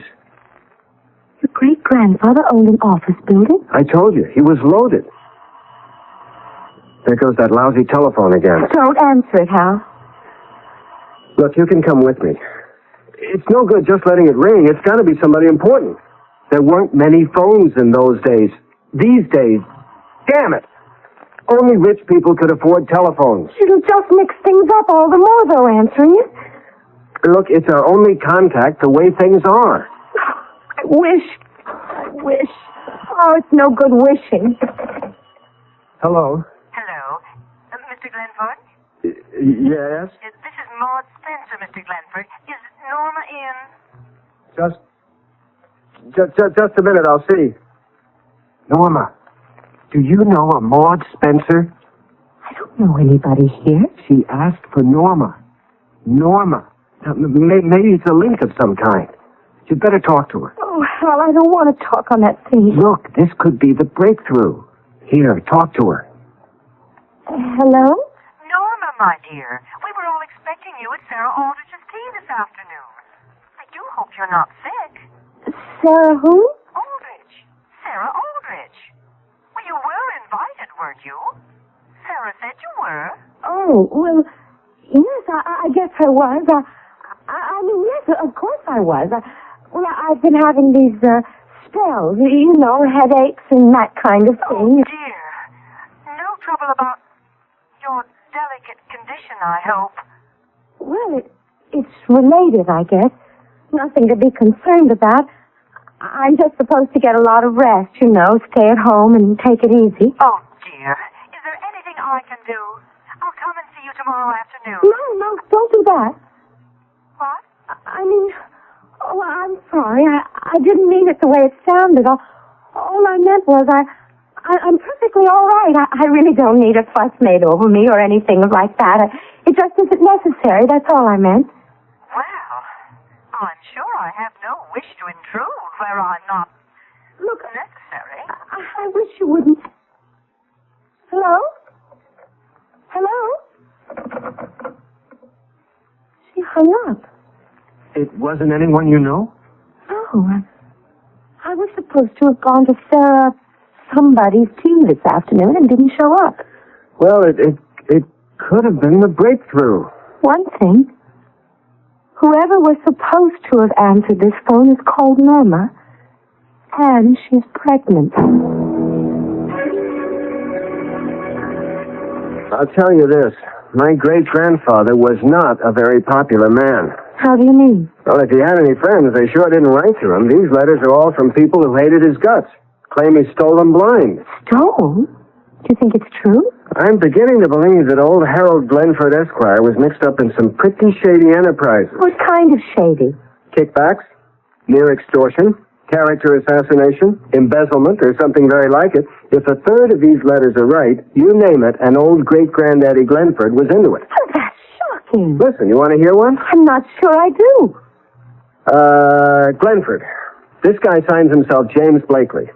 Glenford, you are unfit to breathe God's pure air. The ways of God are beyond understanding, but justice is inevitable either in this world, which you befoul, or in the next where, never fear, the punishment you deserve has been prepared for you. To hasten you into that world would be an act of the highest nobility. If I do not do the deed myself, rest assured that another will in good time. Wow. A sample. Only a sample.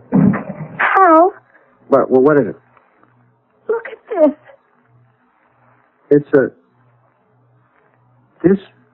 This is a picture of you and me. That sure is what it looks like. But in those clothes? Where did you get this? In this desk drawer. Look on the back. Mr. and Mrs. Harold W. Glenford on the occasion of their wedding, June 18, 1894. And look at those signatures. Except for a couple of curlicues, they're yours and mine. I can't help it, Hal. I'm scared. I don't see how it's possible, but it must be. I have somehow become my own great-grandfather. Not only that, but you're my great-grandmother, and that child you're carrying, due to be born next April, is my grandfather. Paradoxical? Well, yes, of course. You presuppose paradox the moment you start moving about in time.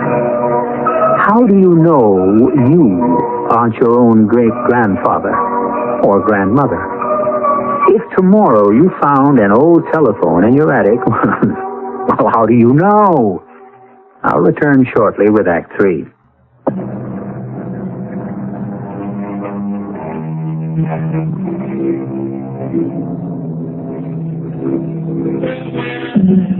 If I had my life to live over, that's not an uncommon expression. We've all heard it. But have you ever heard anyone say, if I had my great-grandfather's life to live over? That's exactly what has happened to Hal Glenford, if his conclusions are correct. He has not only gone back in time to his great-grandfather's day, but he has also taken on his great-grandfather's identity, and the wife he loves is now, as he must believe, his own great-grandmother. A situation of many complexities. Hal has broken open the strongbox he found in old Harold Glenford's desk and has gone quickly through its contents. Well, there's one comfort. If we actually are my great-grandfather and grandmother, we're very rich people. What difference does that make? A lot. If we're stuck in this time. I want out, rich or not. Well, honey, so do I, of course. But there are securities and deeds in this strongbox representing well over $1 million in assets. And $1 million was really worth something in 1897. Is that when it is now? Mid-November of 1897, according to the dates on those letters I read. How can't you do something about it? What? Invent a time machine? Look, I don't know. Maybe it'll just happen. Like the other time, only in reverse. Norma, I'm sorry. That's the best I have to offer. Meantime, I think we ought to get some sleep. Sleep? In the middle of a thing like this, sleep? Try to, anyway. I wish we had that bottle of champagne we drank last night. Oh, Lord. It wasn't last night. The grapes that went into that champagne haven't even been planted yet.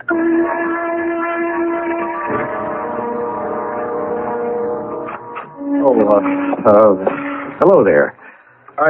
I'm sorry. I didn't realize you had someone in your office with you. Never mind. I was just leaving.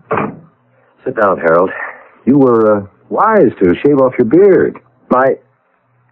Oh, yes. Well, my wife never really liked it, and I thought... Well, it served you well. Blakely didn't recognize you. Was that James Blakely? What are you talking about? You know perfectly well it was James Blakely. No, I mean, I had a letter from him yesterday. I could have... you know I could have him in court for some of the things he said? That's rather funny, you know.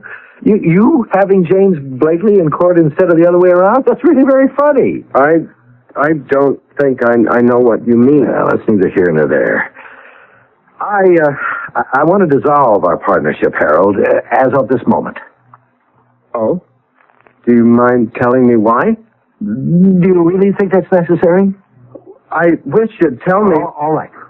I've had my fill of being a thief's associate. Now, wait. I took my share in the beginning. You're not the only fool in the room, but I'm through with it now. And thank God I had no part in the Blakely thing. All right. I was checking things over last night. Thinking things over.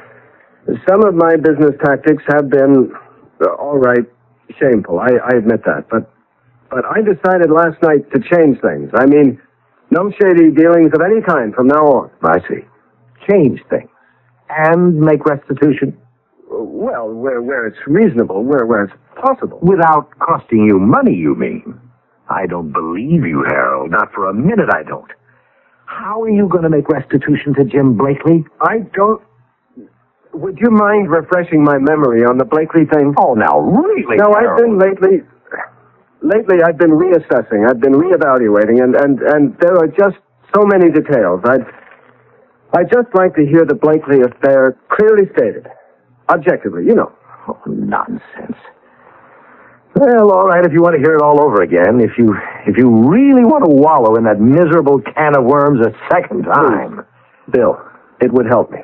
Well, Blakely came to you in the first place, looking for a handout. On the tape, granted. I'm sure you haven't forgotten that.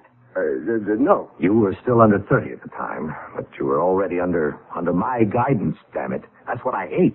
You were already a power in the construction industry. Blakely was sure you gave kickbacks, and he wanted one. Then he was as much to blame as I if he came to me. At the time, you managed it so that you had his signature on a dozen damaging documents. And you never signed so much as a letter to him. You remember that? Well, you've always worked that way, and you gave him a low bid on that job, and good value, too. The State Parks Commission building, wasn't it? I don't remember. And Blakely got a promotion because of it, and another, until he was made State Highways and Buildings Commissioner. It wasn't until then that you started blackmailing him.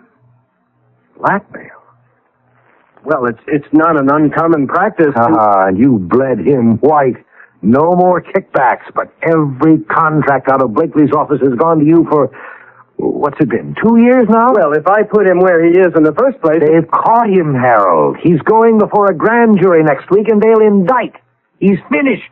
There isn't a shred of evidence against you except his word, which, of course, isn't worth a tinker's damn now.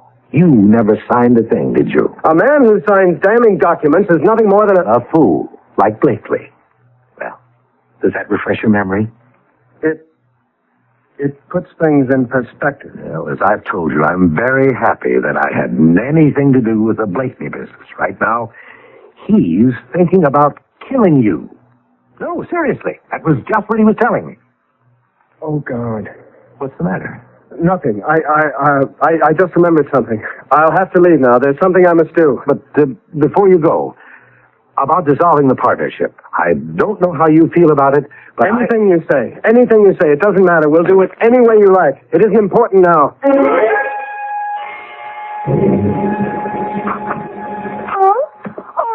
Hal, I'm so glad you're home. Listen, we have to get out of here. So awful, Hal, being in a place you're so terrified of and being even more terrified of leaving it. I've never in my life... Norma, we have got to get out of here. Out of here? Where to? I mean, altogether out of this time. We've got to get back to the 20th century. Hal, something's happened, hasn't it? No. Yes. Norma, there's no time now. Let's try the telephone again. I want to know. Tell me, Hal. Tell me.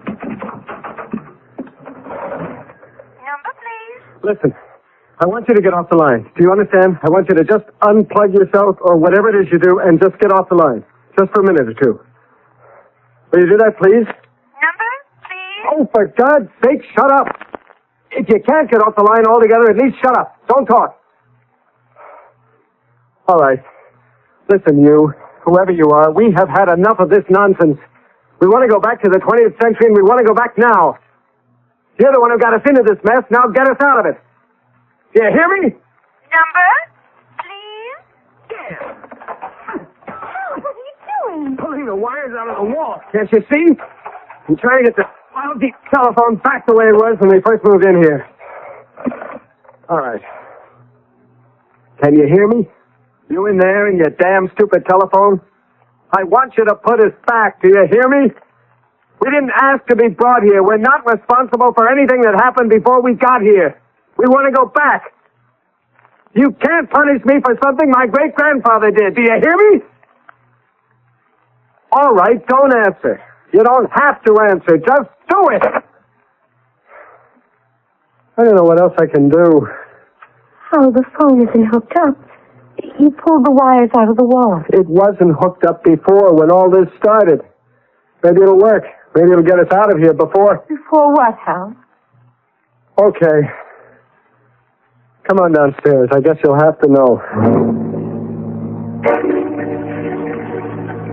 And he's threatening to kill me. Blakely is. That's what my great-grandfather's esteemed partner told me this morning. Well, then what are we sitting here for? We have to get out of this house. It won't do any good, Norma. It will. There must be 1,000 places to hide. You're just a sitting duck here. No, there's no hiding place but the 20th century. Back where we're really Hal and Norma Glenford. There's no hiding place at all in this century. I just don't know what you're talking about. The thing is, I remember now. I remembered while I was sitting there in Boyd's office. Remember what? I remembered hearing my grandfather. Was he my grandfather or my son?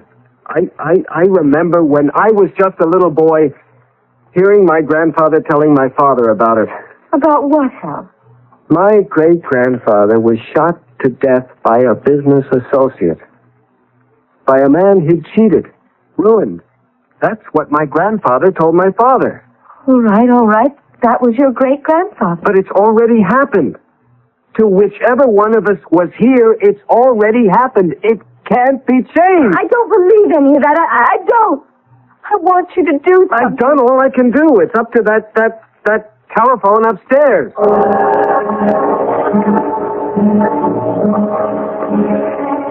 Maybe if we just sit here and think 20th century, it'll work. Close our eyes and just know we're in the 20th century. Listen for auto horns. Think about the Pan Am building. Try to decide what we'll watch on TV later. Breathe the polluted air. Mightn't it work, Hal? It couldn't hurt. Close your eyes. That'll be Blakely. Don't answer it. Do you think I'm crazy? Now listen to me.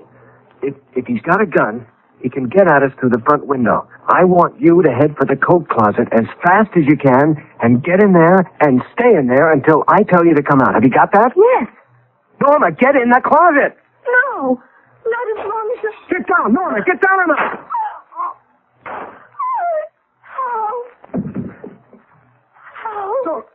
Don't move, Norma.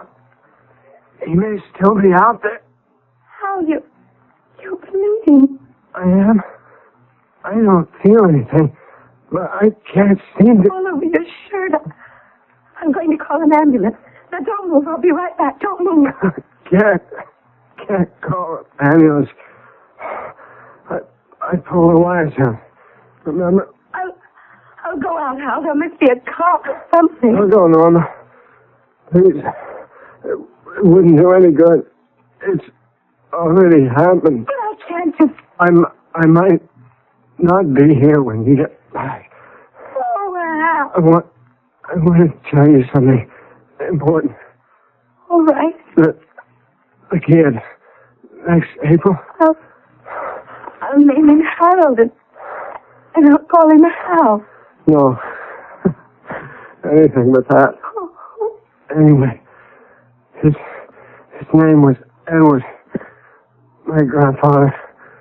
Oh, don't you think I ought... No, tell Edward. Tell him when he's old enough. Understand? Tell him, get rid of the money. All of it. Dirty, filthy, dirty money.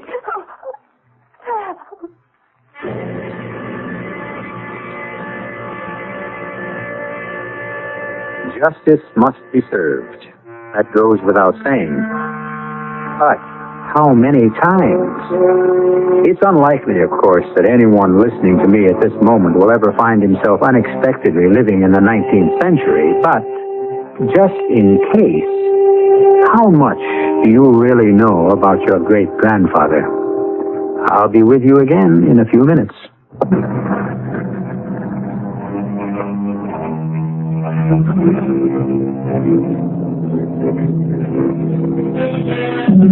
Young Edward Glenford, Norma's baby, was born in April 1898 and lived a long and, in some respects, fruitful life. He never made much money, but he gave away several millions of dollars, according to the instructions left by his father.